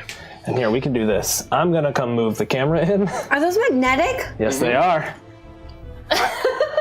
I'm good from here. My mind is You got it? blown. I can move it from here. Cool, I figure we could just tighten in a little bit. Yep. Don't unplug it this Don't time. unplug it, don't unplug it. All right, cool. We are up to the captain. Captain? The captain draws his rapier, lunges at you. Attacks with disadvantage. No, he passed. Oh, he passed. Attacks regular. Just like I was saying. What's your armor class? 18,000. He gotcha. He asked us all the questions. We know. It's like 18 points of damage. answers. He's the captain. He rushes forward and with speed that you weren't quite expecting, does some fancy footwork. Gores you right through the stomach. And you're like, "Gah!" I mean, it hurt. It took you by surprise. And he's like, ha ha! Have at that be? Puts up one hand and assumes a fencing position. Having the time of his life. Yeah. Meanwhile, above him, this entire sail, bits of burning sail are now falling around you and him. And as you're watching, there's just like the red embers kind of slowly falling between you two. Enid, you are up. Does it seem like our boat is sinking? Yes, absolutely. so. It is 100% sinking. I'm just checking how And the other ship is burning, so make up your mind. Okay. Is sinking. There's a leak. How many bad guys are still on our ship? Well, let's see. On your ship, there are the 2 guards. Okay. There's not much left. There's the 2 guards. Oh, there is a thug. Oh, yeah. He did something. And then the lieutenants. One thug. And the lieutenant thug, The right? thug One life. thug and Yep. the lieutenants. LT thug. thug. LTT. Are you down with Thanks, LTT? guys. I want to Yeah, you know me. shoot him with a firebolt. Shoot who, the captain, or? No, the guy on the bad guy. Okay, Right this guy right there. They're Yep, all got bad it, got it. there. That specific bad guy. And I will Tides of Chaos? Eyes of Chaos. Always. So I rolled That is a 19. definite hit. Okay, so that's 2d10s.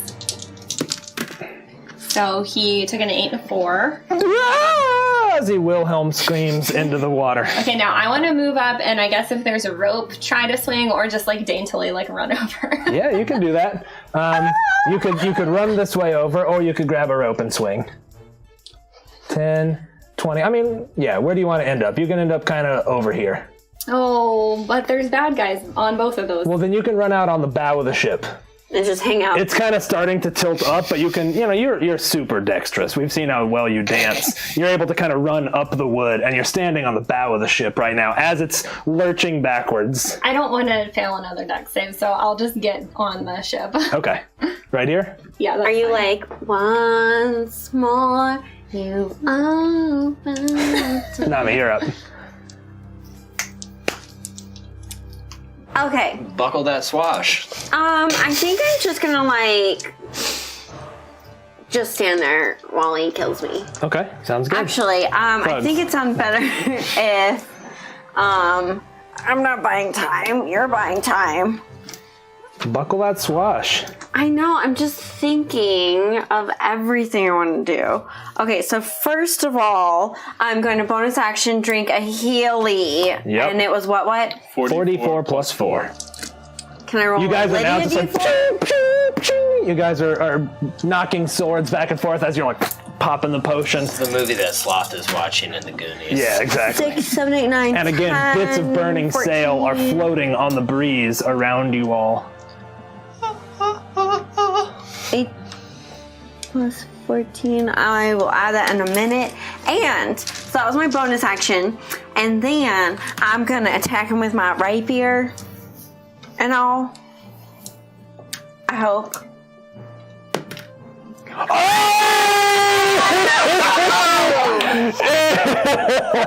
So many crits. Okay. And I'm gonna be like, God, what's something good I could say? Yeah. Tell me your final line. You don't need to roll damage. Bet you didn't think you're gonna die today, huh? All right, he kind of looks at you, cocks an eyebrow, looks arrogant, swings up, and right into his armpit. He kind of grabs it, and he's like, oh, my ship. Hits the ground. And can I just add in there, my ship? Hell yeah. Hell yeah.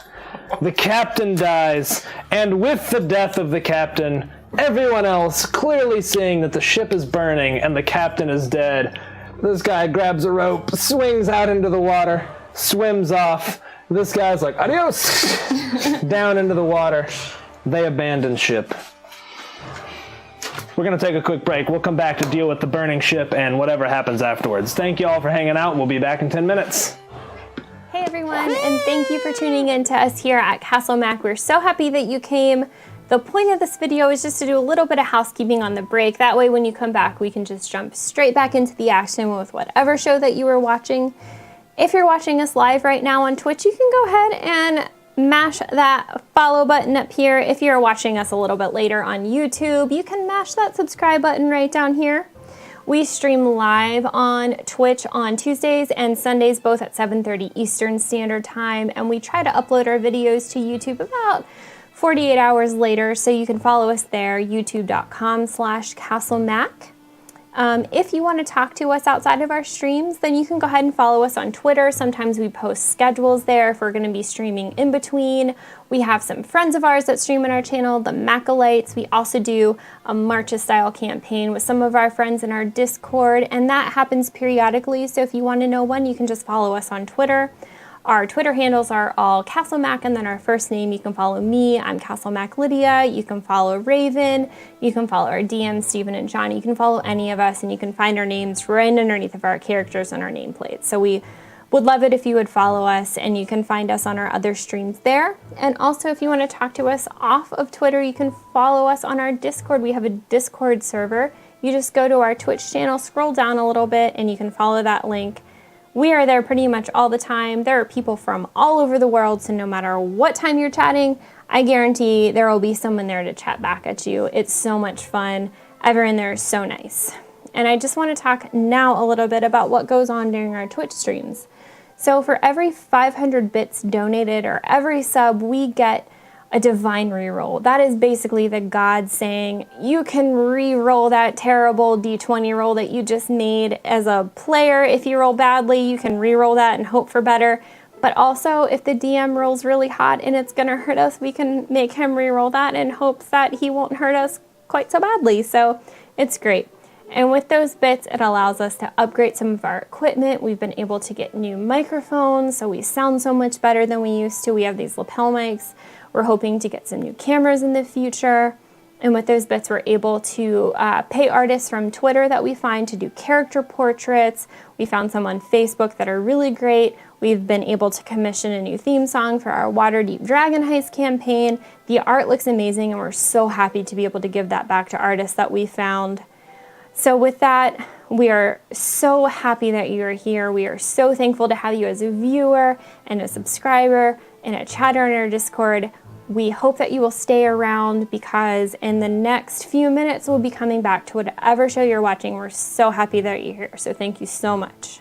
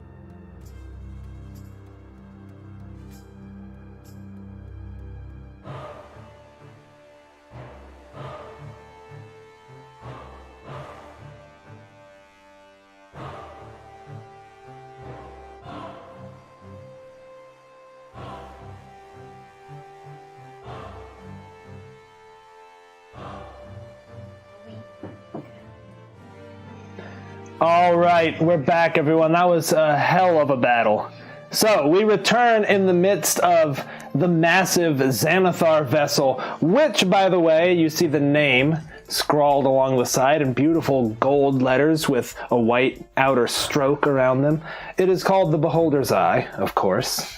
And the Ghost Whisper is taking on water. We're going to jump ahead a little bit in time. There are some able-bodied hands and some very experienced sailors. The captain, oh my gosh, what's her name? Captain Ashgrove. Yeah, Ashgrove leaps into action, and the two of you also, while you've never been on a sinking ship before, it was drilled into you what to do in the situation. You are in fact able to lash the Ghost Whisper to the Beholder's Eye. Meanwhile, 7 or 8 people get put to work on this mast. I don't think Hydarian would have helped lash it. Hydarian would have casted Wall of Water around the mast. Oh, tight. 20-foot diameter, 20 feet up. And Hell yeah. Very cool. Combo for that. Yeah. You guys combo, use your magic. The fire is put out, but the mast is destroyed. Essentially, they cut the mast free. It's completely destroyed. Kept the fire from leaping to the other masts. Both ships are in a pretty bad spot. The Beholder's Eye is pretty good, but the situation is relatively normal. There were some crew below decks on the Beholder's Eye who have now been rounded up and tied up, where they will be dealt with later. After this, the captain has done whatever they could to pull the ship into the cove just a little bit, just outside of prying eyes, and they send 2 jolly boats out for lookouts to make sure nobody caught wind of that battle and would be approaching. But with that, the 2 of you, or the 4 of you, along with Ashgrove, are standing on the deck. You see the other elf girl is standing near her sister, and she's just kind of stroking her hair, not saying anything. Ashgrove's like, you guys were pretty good in a fight there. I gotta admit, nice work, everyone. That was some good fancy work, Nami. You learned from the best. That I did. Well, seems we've captured a ship, haven't we? Does that interest anyone here? Captain, first mate, what say you? Me, not at all, frankly. It'll be some time before she's seaworthy again, but I can talk to Davil about it. It'll be some time before my ship is seaworthy again, but frankly, my ship is just the right size. This one's too big and ostentatious. Besides, I need the shallow keel. This one couldn't navigate the same waters as mine, but to the victor goes the spoils. Certainly seems that way. Well, we'll have to do some work so it's not recognizable. You know, there are people who are so good at noticing the silhouette of ships and identifying them. We'll take it back. I'm sure we'll do some work on it, rearrange some things, paint it. Can I make a request? Of course. This, Beholder's Eye business? Yeah. Can we change it to maybe the, Brown Eye? Brown Eye, of course. Sure, I guess. Why not? So tawdry. She's like, oh, yep. Wouldn't know. Horrible. Okay. Well, I can certainly talk to people who are going to be doing that work. It's not my ship to give, you understand. You can talk to Davil about it, though. I'm just a captain. I'm just on everyday deliveries that pay really well. So I have no power here. I don't claim to. And frankly, I don't have any ladders I'd like to climb. I'd like to return to my day job tomorrow, well, I guess when my ship is repaired, and have nobody think anything else about it. But I'll put in a good word for Davil. That was an excellent fight. That was fun. I don't get that opportunity very often, you know. That's an, interesting cat you've got there.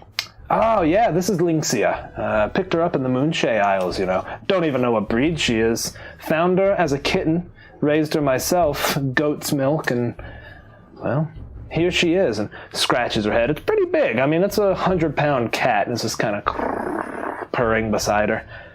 She's like, mostly lazy, but in a fight, especially when someone's looking hurt, she'll jump to their aid. She doesn't bite. You can pet her if you want. Oh, it does, yeah. For Yeah, sure. I would pet her too. Yeah. Do I recognize it? Is it like... It's definitely an elven cat that you would recognize. I don't know if they necessarily exist in the Feywild, but it has elven qualities to it. And congrats, a Wiley Hobbit won a t-shirt giveaway. Congrats, Yeah, Wiley. That's Wiley. fantastic. That is so awesome. Yeah. Very cool. There you go. Okay. Well, she's like, well, I think neither of these ships are going anywhere fast, so if you'd like us to get you to the shore, I can send some of the fellas to take you in a jolly boat. That sounds lovely to me. I'm not much on ships, to be honest with you. I would like to get back on land. All right. It's like, Helcor, Dorn, take them, won't you? So, yes, Captain. All right. You ready? Yes. I think we're ready. Thank you, Helcor. One last thing. And I will take that captain. I want to loot whatever was on that. Oh, heck yeah. Yeah. He doesn't have anything yummy. He doesn't have anything magical, but he has some pretty good just like basically jewelry. I mean, he's got like gold bracelets, he's got like a gold necklace with a medallion on it of some kind. I'd say it's all in all worth about 100 gold worth of nice stuff. Nothing magical though that you notice, unfortunately. Okay. It's in my pockets now. Yep. You kind of look around the ship again and you can see people to work. I mean, it's all charred up here. Bits of the sail have fallen and kind of burned parts of the wood. It's listing a little bit because you can see that it seemed to take on some damage below the waterline here, but for the most part, they're able to patch everything up and keep it afloat. And you do have a little sense of, like, tight. The anchor is a dragon's claw, and on the prow of the ship is a painted gold dragon, as you can see right here. With a claw. Yeah, the anchor's a claw. It's a dragon claw. It's a hell of a ship. It is a fine vessel, unfortunately. Well, you'll need to find a pretty big crew, but anyways, it was a real pleasure. Safe travels, and whatever you're doing for Davil, sounds exciting. It was nice running into you, Nami. Gives you the secret Good to shake. see you again. All right, off you all go. Goodbye, Captain. Goodbye, Whistler. Nice to meet you. Goodbye. Hydarian, pleasure to meet you. Hope we cross paths again. Enid, hello. Astro. Dorn, could you give me a hand with those big strong arms, please, into that boat? I'll just... Fall into his arms. All right, here we go. There you go. Safe and sound now. Thank you. Two of them grab the oars and... Helcor's like, that was a hell of a fight. Saw you all. Adventurers, are you? Somewhat, yes. Just a little bit on the side. Not really. Mostly, to be honest with you. He's like, fair enough. No shame here. Well, I kind of like the idea of the adventuring life myself, but I don't like dark spaces. Don't like caverns, things like that. Sewers. Dark and cold. Yeah, I imagine. Never been in a sewer. Who would do that? Wouldn't willfully go in a sewer. Right? But the sailor's life for me, open sky, horizon as far as you can see. What can I say? Sea calls me. That it does. Sunken bells are tolling for thee, to quote a poem I quite liked as a child. I like that. Not much of the poetic type myself, but I can get into bells in the deep.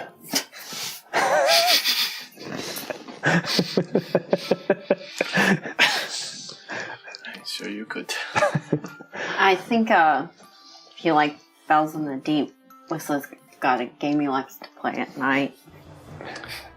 It's exactly that. It's called Bells in the Deep. He's like, oh yeah? Card game or something? No. You all row past the commerce coming and going from Waterdeep. Griffin cavalry overhead again. You see something strange as you all are rowing into port. And by the way, just about 100 yards out, that entrance to the cove all but disappears. It's very strange, very well hidden. You get that it would be very difficult to see unless you really truly stumbled upon it.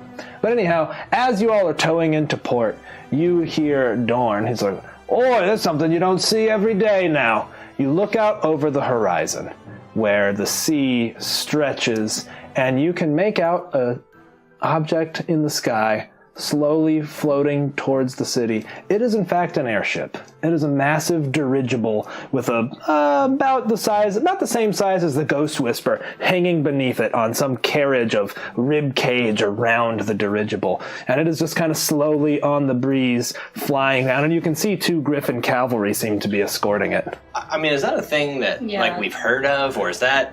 If you've heard of it, it would be extremely obscure. I'll let you decide if your characters have ever heard of it. So what exactly is it? It's a dirigible. It's a dirigible. An airship. What's It's a Hindenburg. Like a blimp almost. Okay. And then there's like a hanging ship carriage kind of underneath like it. in that. Like the Mummy 2. Like in The Mummy 2. Which, let's be real, I love that movie. I'm going to be honest with you. Samesies. I'm going to be Both honest mummies. with you. Yeah, I love both mummies. Here you go. This is what it looks like, essentially. This is some royalty-free dirigible. It's basically a sailing ship with a big balloon over top of it. Anyone attach a boat to a balloon? Why would anybody put a boat on water? Because they float. So do balloons. But they're so far to fall. Not so far to sink. And so far away from danger. Well, I think about it all the time. When you're out on the sea, there's nothing between you and certain death but some planks of wood. Yes, but now I thought you said you were a poet. What was that? So true. I guess I was feeling inspired. But if you fall, when you fall to the water, you just swim. And you fall. I think the two of you might have a bit of a biased perspective because you can both breathe underwater and swim underwater. I'm a pretty good swimmer, but I knew a fella, fanged leadfish, half-orc, expert sailor. Couldn't swim to save his life. Ship went down, that's it for him. Went down with it. Now, one might say he was predisposed with the name of leadfish. Yeah. I think he even said it was in his family. Kind of a joke, I guess. Swim, if you're in the middle of the ocean, even the strongest of people couldn't swim back to the shore. Either way, I've never seen anything like that before. Neither have I. We should get back to it. That is incredible. All right, well. You two can have the sea ship, and Ian and I will have a flying ship. Looks like we're about back. The spot work for you all right here, just along the beach? Yes, it does. Be fine, thank you. All right, well. Nice meeting you all. Safe travels and all that. The Blue Boat Tavern, should you, while you're in dry dock getting repairs, you can come and drink at our tavern. Oh, sure. Where is it? Thirsty. Where's it at? Northward, in fact. Oh, Fancy. gosh. All right. Yeah, we'll give it a shot, won't we? Dawn's like, yeah, we'll give it a shot. Why not? And they push the boat up and help you all out onto the beach. You look up. It's late in the afternoon. Sun is still in the sky, but it's like 5 o'clock. Starting to go down. It's like, all right, pleasure meeting y'all. Good luck. He kind of runs, pushes the boat into the water, and they kind of both hop in and start rowing away. Well, the two of you have a boat. Probably. Maybe. I don't know. Depends. Do you want it? Depends on Ashgrove. Depends on Devil. Depends on our success, I should think, in our big game of chess that we're playing. I believe no chances. I think we have a good shot at pulling this off. I do too, especially that we have that wither orchid that Enid has kept safe. You look at it, there's a big crack in the glass, but besides that, it's safe. We should get this back. Agreed.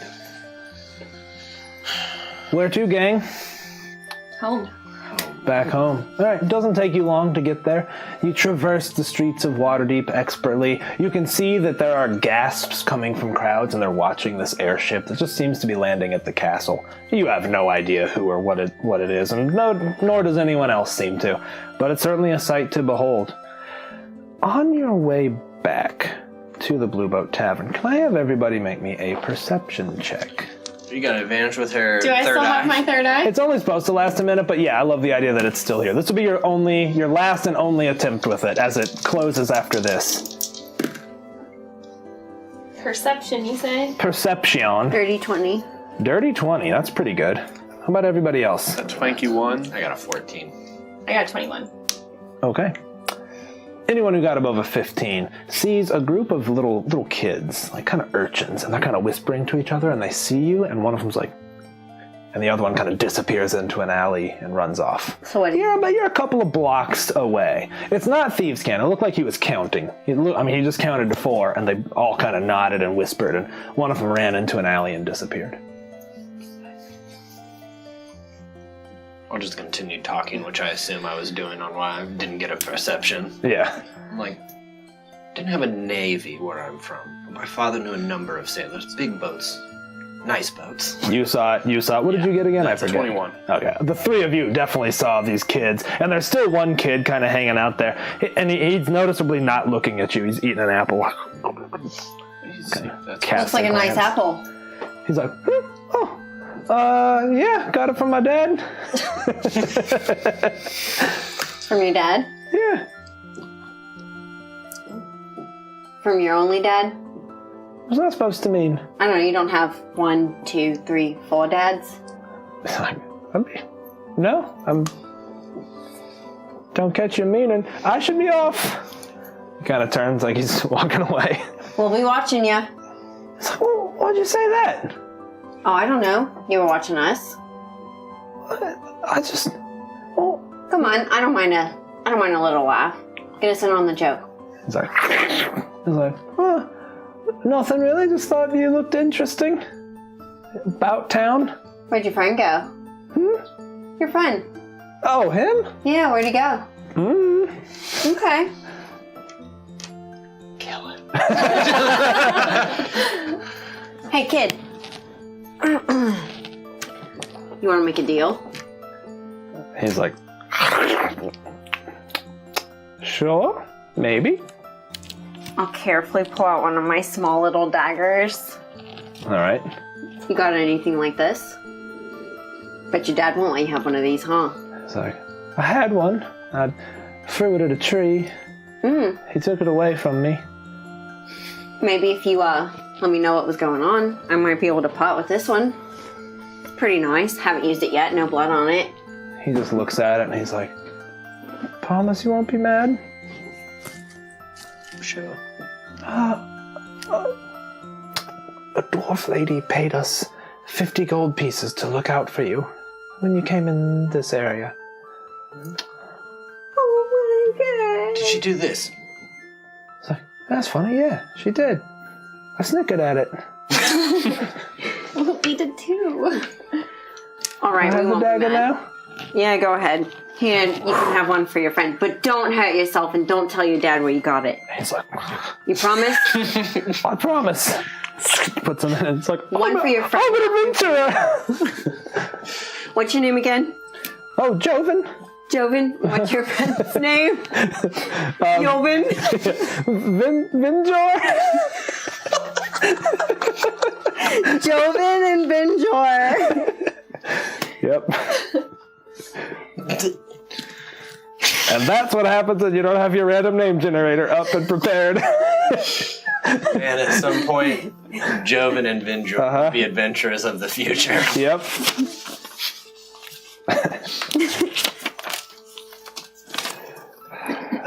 And he I was like, all right. And kind of disappears down into the alley.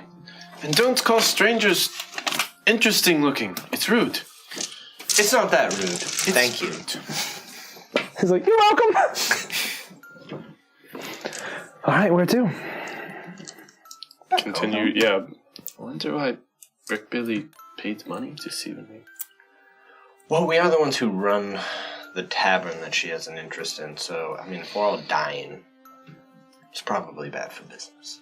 Yeah, that's probably a good idea. I was actually maybe thinking she cared about us, but that makes a lot more sense. And you all arrive at the Blue Boat, and you unfortunately see a closed sign hung over the sign.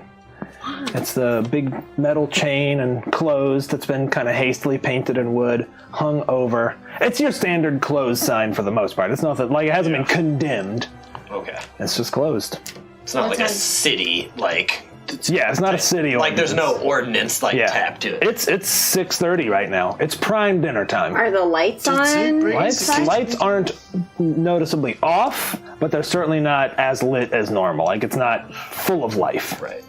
I would want to go in. Yeah. Yeah. Okay. Immediately.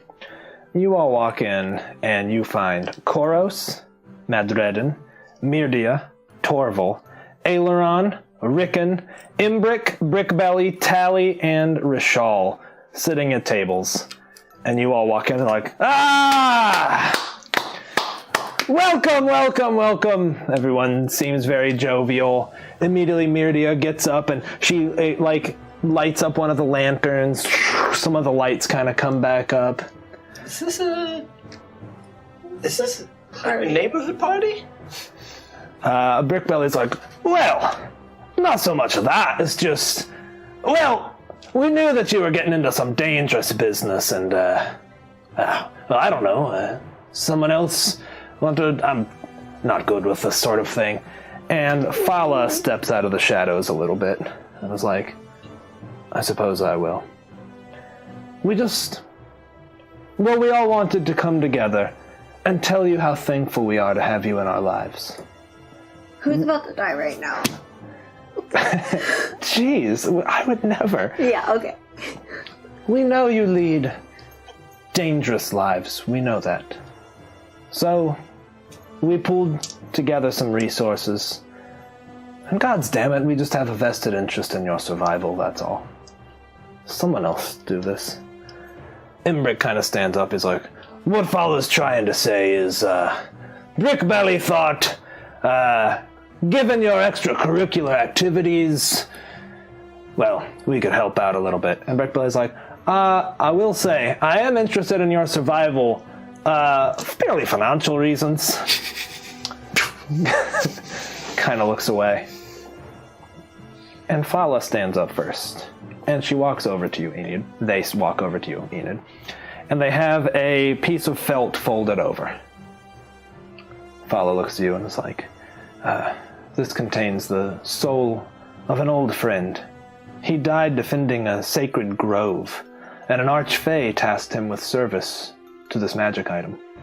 His name is Bumble. He's quite pleasant, but you won't get much opportunity to speak to him. And they open it up, and it appears like a regular cut dandelion. Just a dandelion. But in fact, it's got a slight bluish hue to the little white, little cotton things, whatever those are called, little seeds on it. You, my dear, have the Sprite Dandelion. As a bonus action, you blow on it and a Sprite pops out. The Sprite acts on your initiative after your turn. He stays for 1 minute. The item can't be used again until the next dawn. While the Sprite lives, it can channel one of your non-concentration spells on its turn. This uses one of your spell slots, uses all of your spell attacks and DCs, and it cannot benefit from any of your class abilities, so none of your wild magic stuff. Finally, if the Sprite dies in battle, or at the end of 1 minute, its soul harmlessly returns to the dandelion, and you gain 2d4 temporary hit points. There is the Sprite Dandelion. So it can hold a concentration spell? It cannot. No, Any one of her non-concentration spells. I heard it the other way. Yep. Okay, well that's cool. So, okay. If I am using invisibility, Yes, my sprite could go and cast, like, firebolt. absolutely. And I could still be invisible. Correct. That is correct. It can cast any of your spells on its turn, using up your spell slots. I just remembered Jeff's Sprite joke. Yeah, that was a good one.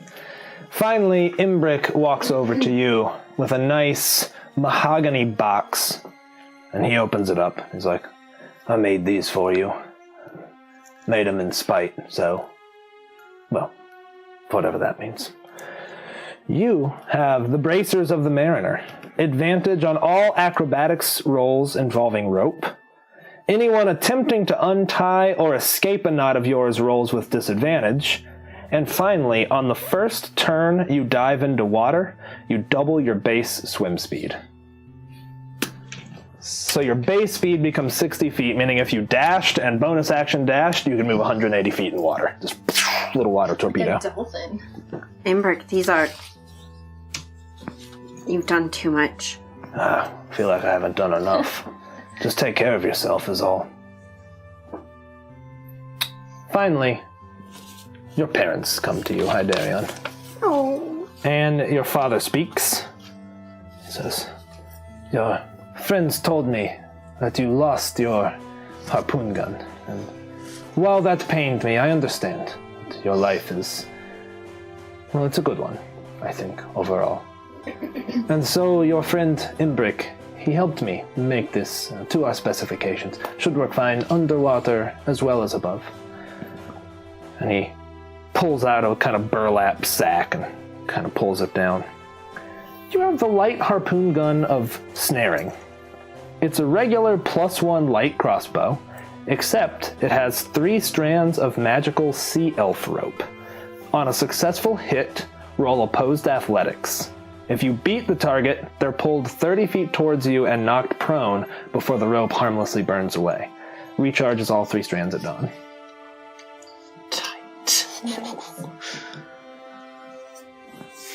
I hope you can put that to use. Try to remember all your lessons, Father. And I hope you all can put this adventuring life behind you soon. That would be nice. Myrdia pops out like, oh, by the way, the food's ready, everyone. I'm sorry, I didn't see that you were... kind of looks a little bit embarrassed, but the food's ready. And finally, Brickbelly's like, oh, I guess that's me, huh? Whistler. I haven't known you long, but I like you. I like all of you. Well, when we started talking about this, I was trying to rack my brain about what I had that I could give you. It's mostly old brewer's tools, to be honest with you. A couple magical ones. As you all know, you've tasted what I can do. Found this one. It used to belong to my father. He was a bit of an adventurer before. He took to the brewing life. A little bit like you, I suppose. Anyways, it's not much to look at. It's certainly not as fancy, but there you go. And she pulls out a kind of tattered banner. It's like the size of a signal flag. So it's maybe like a pennant. It's like about this big. It's blue, and it has in white thread a stylized mountain on it. And you, my friend, have the rallying flag of the mountain. As an action, you spend 1 bardic inspiration. Instead of targeting a single ally, target 1d4 allies who receive a bardic inspiration. This does not spend additional inspirations from your pool. So I'm spending just 1 use Spend of 1 to potentially and an action. Yeah. To potentially give up to 4. In addition, while holding the flag in one hand, when allies spend 1 of your bardic inspirations, they can add an additional +1 to the roll. Ooh. Dang. Look at you. Thanks. Brickbelly. She's kind of like, I suppose you like it then, all right? All right, let's get the food out, huh? So let's get some ales. And your mom's like, I got it. And she kind of gets up, she's like, I will bring drinks for everyone. And she goes in and she brings a pony keg out and just puts it right on the table. And Myrdia's like, I hope you guys don't mind that we closed for the day. We really wanted to do this for you guys. After everything that's happened, and when you all leave, we don't know when or if you're coming back, so we just sort of felt it was something important to do. It must be hard on you all when we leave, the not knowing. But truly, we do enjoy and value each and every one of you. Thank you. Sometimes the time with our friends goes amiss, and we get caught up in our adventures. Thank you. You're welcome. Well, sorry about the lost income tonight, but maybe we can all just be together and drink and eat. Fala's kind of leaned up against a wall. They're just watching you all. Hold on. Torvil's like, yeah? I have one question. Did Hydarion's dad make the meal? Oh God, no. Oh Okay. God, no. No, Myrdia made it, and I helped, and Aileron made the desserts. No, don't worry. We've kept him. I'm just gonna start digging into the food while they're talking then. Yeah. It's good. It's quite good. They made some off-menu stuff, of course. All the good stuff. All right, well, I'll get up while they're there and be like, Rickon, I think we've practiced. You call Rickon, and you notice that he's kind of giggling with Myrdia. And he's like, yeah, of course. Pulls his little flute out. He pulls his little flute out. Okay, if that's the case, when he gets up to me, like, well, Rickon, I also play the flute, and I know a few melodies that can act like honey in the ears. But why don't you follow me with my violin? He's like, all right, of course, yeah, happy to. Glances back at Myrdia, grabs your violin. I mean, he's skilled. He kind of watches. He's like, what's the key? D minor. I knew you were going to say D minor. Yeah. Saddest of all keys. That's right. He's ready for you. Checks the tuning. And I will... Oh, he's playing flute. I thought you were saying I'll take your flute and he'd take the violin. Oh, no. I was saying... No, I got you. I was saying yes. I have a... Then he is, in fact, playing the flute instead. Yep. Why don't you roll a performance check just to see? Again, you're not going to botch it or anything. Yeah, man. Oh, yeah. It's incredible. Whistler begins playing a song. It starts off melancholy, but you're luring everyone in before the turn and the pickup, and it takes off. Koros is kind of like beating on a table with some semblance of melody. Madredon's like, oh, stop. I'll take... Stop. As we're playing just close enough, I'll be like, now lock eyes with the one that you really want to hear this song. That's the key. He sort of, he blushes a bit and looks over at Myrdia. Does she blush? Oh, yeah. She's blushing. Enid would want to dance. She would go and she would put the flower, the orchid up in her room. Yeah, you're like, be right back, everybody!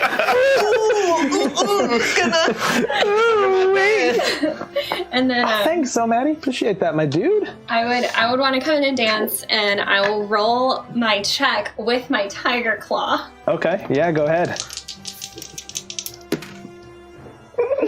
Oh! You don't have inspiration, do you? No, I don't. So I got a 6, and then it's performance. I still have a +4. Yeah.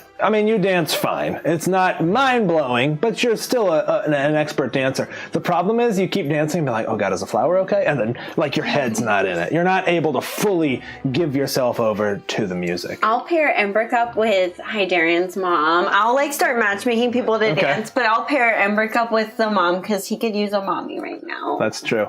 You watch them dancing. Who else is dancing? Who else is paired up, you think? I would ask Fala to dance. I don't know if they will. Fala looks like maybe one. That's it. Cracked the shell. You dance with Fala. Torval's dancing with his wife. Koros and, Madredon and Imbrick are dancing. Koros, he obviously doesn't care. I'll dance with Hydarian. Okay, yeah, the two of you dance. People start dancing. Everyone's having a good time. I'll kick Rickon out. I think I can play by myself for now. All right. He goes over and asks Myrdia to dance, and she looks super embarrassed, but does. She gets up, and they're all dancing together. And Sif trips. Yeah. They move a little closer, and a force pushes them apart again. But yeah, it's, what you see is relatively beautiful. People are dancing, having a great time. Even Brickbelly at some point starts doing some dwarvish dance. With the braids. Slapping back and forth. Oh, man. And as you all are watching, you look over and you see Imbrick dance. Actually, you know what? Brickbelly walks over and asks Koros to dance. And he cannot dance to save his life. But she's like, gods, you're terrible. All right, follow me. Put your feet on my feet. And she's she's doing the thing, she's dancing for both of them. And he's having a blast. He's kind of holding her shoulders, down here, he's having a great time. You do look over and you see Imbrick. He just puts his face into Madredon's chest, and she kind of embraces him and kind of rubs his head a little bit. Because it's a beautiful thing. Why do you have to say that? Because it's in her motherly bosom. Yeah. You didn't have to bring it up again. That's okay. And our camera pans out as the night ends very pleasantly. Towards the end of the evening, people start turning in and going to bed. Just kidding.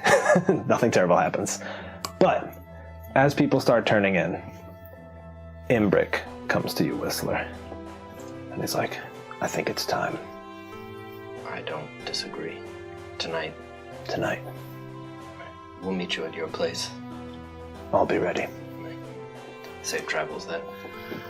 I'll pick up a drink and start drinking it, and I'll come over to Nami and put my arm around her.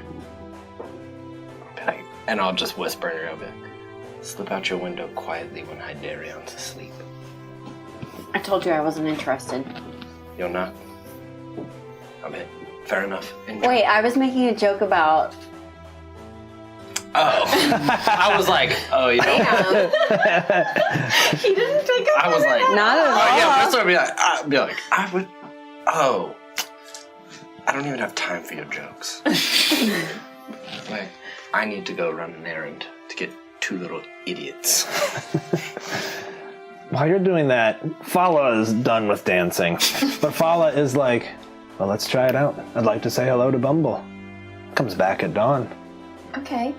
I would take it in. All right. You blow, and as it blows, sort of coming out of the seeds, quick little buzzing wings. It's a little sprite, and he's got a little shield and a spear, and he's like, where are they? Is he naked? No. He's got a leaf. Yeah, he's got like leather armor. He's adorable. Let me show you. Let me show you what he looks like. He's got little camouflage on. Here you go. Oh my god! That's Bumble. Oh, yeah. Oh, I'm about it. I love him. Tricks. You have a friend! Always have a friend with you. Trixie's just like, You'll never be alone. so you can fly, huh? Looks like a real square. Yeah, he's just, and he's like darting, kind of from side to side. And Fala's like, hello, my friend, it's been too long. He's like, Fala, hey! Lands on her finger, his wings kind of fold in. He's like, who are you? I'm Enid. Enid? Bumble? Can I put my finger out and see if he'll land on it? He kind of lands on it. I think I would look at Fala and be like... He kind of lands and he's like, party, huh? Looks pretty good. What's this? It knocks an arrow, shoots it across the room, and it sticks into a grape on a plate. I want to have the sprite cast minor illusion. Okay. Yeah, he's sort of like, cast minor illusion. What's the illusion?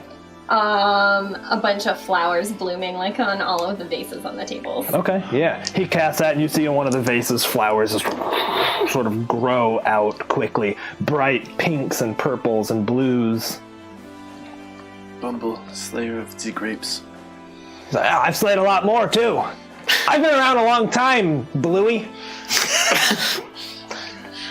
So sassy. By the way, if you look, sprites have an ability to see the hearts of a creature. Mm-hmm.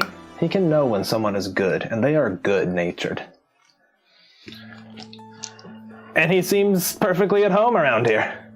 I love him so much. He kind of buzzes around the room and comes back. He's like, all right, sister, well, it's time. It's been a pleasure. Fala, nice to see you again. I was like, and you, Bumble. Take care. And he fades from existence, and you feel a glow about you as you gain 2d4 hit points. You don't need to roll it. It's 2d4 temporary hit points when he dissipates at the end of the minute. I'm going to give Fala a hug. Fala gives you a hug back. And they're I love making Fala hug me. I know they don't like it. They grab you by the shoulders. Take care of yourself. Be careful with that orchid. It's hidden upstairs. With that, the party starts winding down. Goes pretty late. Myrdia and Sweet Rickon dance for some time. They're the last to dance when finally you're like, I can't anymore. They dance for a little while after. Then they kind of split. Are they flush. the only ones in the room? I don't think so, but you could certainly find a spot where it's just them, but you're all in the kind of great room. Okay, I just didn't know if everybody cleared out and I was playing for, like, the two of them dancing. No, I don't think anyone's cleared out. They just sort of like, okay, I'm done. Yeah. Brickbella's like, all right, well, that was fun. I think I'm gonna head home now. That's a late one for me. I won't be coming in tomorrow. Don't. It's like 9:30. It's like when I go out. No, it's practically the last call for you. I hope you sleep in late tomorrow. Aye, those days are long behind me. But thank you anyway. Thank you for this. I shall cherish it. Ah, you're very welcome. Like I said, it was some old man's.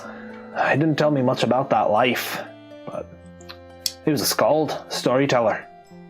Inspired the troops, I guess. Like I said, never told me much, but... Alright, good night, everyone.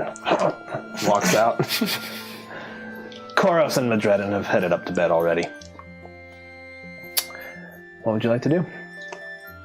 I don't know there. I want to go to my bunk beds with Neardia? and talk about Rickon. You can. Yeah. And you get there and she's just like, hey, Enid. Pull out your team beat. I imagine from your top Like, bunk, you take go the up hit. your head, upside down, your hair just hanging down. Yeah, all your hair, bright white eyes, like, yes. And you give her a little bit of the talk, I suppose. At least talk about, I mean, I guess what Enid knows about it. Yeah.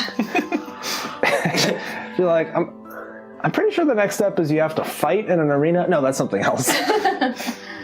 And then the pollen comes in on the bees. No. I really don't understand this. And we cut back to you with your parents. Your dad's a little sloshed. Your mom is pretty in control. He's just kind of like, I'm going to bed. Sleep tight to my son. Kind of pats your face. Sleep tight, father. And your mother's like, I hope you're being safe. It would be a shame to give all this away. For what? For my friends, to the best of our abilities, we are trying to stay safe, but It's not too late to turn your back on that life. You own this place already. It's profitable, I know, because I help. unfortunately, Mother, since day one, we stepped foot on this shore. We got caught up in a tide that would not stop pulling us until we saw it through. Right now, this wave is about to crash, and we need to see it through, or all these wonderful people will feel after effects of it, whether we like it or not. All right. If you must. For the safety of my friends, I must. You've got a lot here. I hope you don't forsake that. Not at all. These are people I care deeply about, people who took me as a stranger into their lives, and then you all too made us a home when we had none. I'm going to bed, my boy. Sleep well, Mother. Checks your gills. All right. I'm fine, Mother. Anybody else? What are you doing before bed? You getting ready? Hydarian comes in and you're like already in bed. Like all the way up to like my nose, like Your armor on. yeah. Are you wearing armor? No. You come up to bed and there she is, like already in bed, I think, maybe, because you're like, yeah, I'm sneaking out soon. I mean, I would go collect Phoenix and Sanguine. Okay, you step out, we'll come to that. If you two want to have any conversations, you don't have to, but you can. Now's an Yeah, it's the opportunity. first one in bed. Odd for you. not at all. It's not odd at all. I suppose it's no more odd than me sleeping with my eyes open. Suit yourself. Yep, not strange. I think you could lie down, just platonic, just Yeah. Falls asleep, eyes open. I'm trying not to like move and make any of my stuff like. Yeah. I probably like do actually like. I don't think it would take much. He was down to death saves at one point. He's pretty exhausted. Okay. So He was beat. Okay. You find Sanguine and Phoenix. Able to home in on them a little bit. You kind of intuitively can know their direction when you're looking for them. You find the two of them huddled over a dead body. What? They're just looking at it. Eating intestine. No, they're kind of poking at it and saying, "It's like, did you check his other pockets?" Like, yeah. It's like, no, his butt. She's like, oh. Whistler, didn't hear you come up. We found him like this. We didn't kill him. I promise. We found him. Does he have anything good on him? It's like a couple of coppers. That's all we took. She's lying. We found 2 silvers too. 2 silvers. It's like, shut up, Phoenix. I'll be like, thank you for telling me, and yes, I also respect that you tried to keep something from me, as foolish as it is. They kind of look at each other. They don't know if that's a compliment or an I'm admonishment. keeping it deliberately. In fact, Sanguine's like, I'm sorry. And at the same time, Phoenix is like, absolutely. Like, yeah. We have work tonight. Like, oh, okay. Sure. Hey, any food come out of that? Yes. Awesome. And in fact, more than 2 silvers and a couple coppers. Like, all right. What do you need us to do? We're going to go to a noble's house and we're going to burn it down. With them inside of it. They turn to each other and they're like, ah! They look so geeked. They're like grabbing each other's shoulders. And like, Yeah, girl. they're like, we're so in. We've been wanting to stick it to the nobles since day one. That's kind of what we've been all about. Well, tonight you'll have your chance. We'll be going with 2 other of my friends. Okay. You can take whatever you can carry, but you'll burn the rest. Got it. I like it. That should help you get along without having to look for silvers and pockets. Also, you are serving me as our deal. As obliged. Yeah, totally cool. We love it. We're there. We've wanted to burn nobles' houses even before you asked us, so. I somehow had a feeling I was going to the Shot's broken. They're both just staring at you like super intense. Come along. We'll be going closer to the tavern, though you will stay around the corner and not come close to it. As per Got it. our agreement. Yeah, of course, absolutely. All right, then follow me. All right. And off go your first 2 thralls. I guess they're thralls. Sanguine and Phoenix, the former warlocks of the Archfey, follow you, Whistler, back to the tavern. Who else were you waiting on? Just Embrick. I was waiting. Embrick and Embrick and her. Nami. I Yep. did ask for the castellanters to make sure that we'd be able to get in. Oh, The gates. they'll make sure. Okay. Question. Do I have a feeling that they can do any magic still?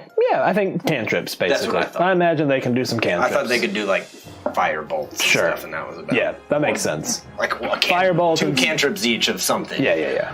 That's what I That's thought. reasonable. All right, just one. Probably more like Eldritch Blast, but they can still help in the burning. All right. I'm I good. mean, with good old-fashioned torches. Yeah, that's what I. Yeah. maybe a necklace or 2. Yeah. Do you still have that? Who has the fireball necklace? You have 1 charge left, right? I think It's in Enid a- was gonna have it, but I think you took it back It's in a out of. pot in the kitchen. Somebody's gonna be boiling rice. What the hell is that? I thought you made us bury it. I don't remember. I just told him to hide it in like a pot of rice or something. Yeah, that's it. But he put it in. I don't remember. I put it in like boiling water, and then I think I stuck it in the freezer afterwards. Yeah. But yeah, Yeah. pulled it out because you made it expend 1 charge in the freezer. Yep. The icebox. Yeah. Yep. Cool. So you got one fireball left. All right. You return to the tavern. Everyone's gone to bed now, except Torville. He's up, and he's sitting downstairs. He's got a bottle. You come in, and he's like, oh, hey, sorry, boss. I didn't mean to. I was just enjoying the quiet, is all. It's after hours. You're completely free. Figured I'll keep an eye on the place. Thank you, Torval. Are you getting along well enough here? Your family liking it? Absolutely. Not having to be out on the sea anymore. Good to spend time with them. They love it here. Good. You all have really done a good thing here. Hell, you found me a drunken mess, and yeah, it's a good thing here. Thank you. You get what you put into this life, Torval, and I think you've put in good things, especially with your family. Rickon is very talented. Yeah, gets it from his mother. As you say this, just so I don't cut Nami out of this conversation, Nami, you kind of slink in from the shadows, having recently escaped the trying to snuggle Hydaria, and you're like, nope. Your spider? Yeah. I just climb up the wall. Yeah, you climb up the headboard. Puts her pillow under Darian's arm. Just sliding up in bed, up the headboard. Like, what was her name in The Exorcist? Uh-huh, yep. Linda Blair. Linda Blair. Blaring it. Yeah, you walk in just as you were saying that. I'm sorry to cut you off. I'll make eyes with Nami then as I'm saying that. You get what you put into this life. Yeah, I reckon so. Anyways, feel real lucky to have gotten that second chance. Nami, Captain. Just telling Whist how thankful I was to be here. He goes to take a drink and puts the cap on. It's like, alright, well, I should be out. Looks like you two have business to discuss, and I don't need any part of that. So. I'll, like, give him The awkward side hug? a hug, like, Yeah, he's... you know, already. Alright. Tomorrow I'm going to work on finishing up the other piping for the 2 additional taps. I should have it ready tomorrow night. But that should be fine. Thank you. Alright. Good night. Why are you so awkward with affection? You can go straight to hell. I have. Nice. Yeah, that was a compliment.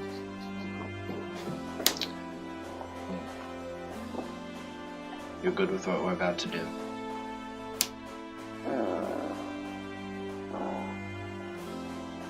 You don't have to come if you don't want to. Certainly isn't. I'll go for Embrick.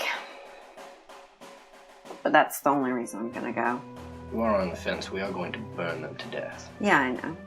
But I'll go for Embrick and that's it. That's it. Revenge is had. Got a bit more with the Castellantas, but we're working on it. Okay, let's fetch Embrick. Point of spite coming. Alright. You show up at Embrick's door. As you approach it, he opens it. He's ready. I hope you have a heavy cloak. We're going to need a few minutes. I have a disguise kit. I will disguise you to look more human, and then I will cast disguise self from myself. Cool, Look yeah. like a noble. He puts a pretty heavy cloak on. Alright, let's go. And not long after. Takes some time, of course. You're navigating, you're avoiding guard patrols, and they are in force in this part of town. In fact, why don't you roll a stealth check? I'm going to give you advantage. It's nighttime. This is for the group.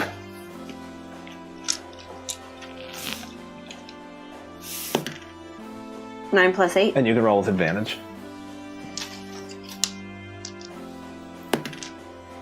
9 plus 8. Okay, 17. Pretty good. You avoid any patrols somewhat narrowly. You have a couple close calls, but you get there. You get to the gate, and you look, and there's the big padlock on it. Looks locked. Pick it. As you touch it, it crumbles like it was made of dust or sand. I already made sure that they'd be ready. And in you go. I would say to Sanguine and Phoenix and Peg, you two go upstairs. Start up there, work your way down. Of course, yeah, sure, no problem. They go in, front door, the handle again. They walk inside. What do? Embrick stands and looks at it. He's like, this is them, huh? This is them. I expected bigger. Well, I'm ready. As am I. He walks up to the front door. Here's good. Summons 2 big fonts of flames from his hand. And then he closes them. And he's like, I don't know if I can. I don't know if I can. What would Avi think of me? Perhaps that's what you needed. Just to know that you could. And you chose not to. He sort of looks down. He's like, 18 years, and he touches the wood. You see flame lick up it. It immediately turns that red, warped, like wood, like shrinks in on itself and immediately splinters. And he kind of rubs his hand along the door frame, and it's just catching across the board. Smoke starts billowing out, and he's like, "This is what you get." And he kind of takes a step back, and he just starts firing off what are effectively fire bolts into the side of the building. Kick in the door. All right, you kick in the door. The house is eerily silent.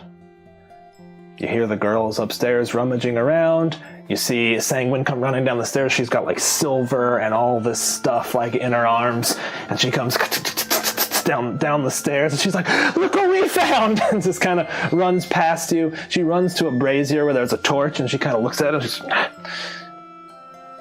kind of knocks it down. It hits the ground, and the fire starts spreading. Eventually, you guys look around and nobody's here. And as the house is catching, smoke and flame just filling the area, you start to hear bells going off. You hear a voice. Decided you weren't a murderer. Trust steps out of a shadow. We took care of that part for you. I'm sorry if we denied you any satisfaction. But that's not you. The Growlhounds are dead. They have been since the night you left. She doesn't tell this in earshot of Imbric. Imbric is in fact just like walking down, catching stuff on fire. Thank you. Quite efficient. She's like, knew you wanted to do it. Knew you wanted to do it for the wrong reasons. This is the life I live, not yours. You're not murderers. Unless I'm wrong. Wait, can I hear? Yeah, you're there. It's the two of you. And her. Her yellow skin, like, bright in the burning light. Thank you for saving us from that. Though we would have done it as it was part of a deal I struck. I know. I certainly have no tears to cry for them. I know. I like your trust. I like you too. Sorry about that time I tried to kidnap you. It's okay, I would have done the same thing. Mm-hmm. Should you ever find that you want a different employer, different benefits, not anytime soon, mull it over. I'm sure we can arrange something. I'm always looking out for opportunity. Might be coming your way sooner than you think. She reads you a little bit. She's like, we should get out of here. Indeed we should. I'll get Imbric. You grab him. He looks gaunt, kind of pale. The light now glowing. Bells in the distance ringing. And our game tonight closes with a manor completely up in flames. And 6 silhouettes slowly walking away from it in a line.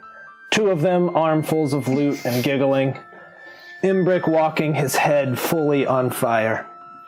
Nami and Whistler and Trust walking with a certain swagger.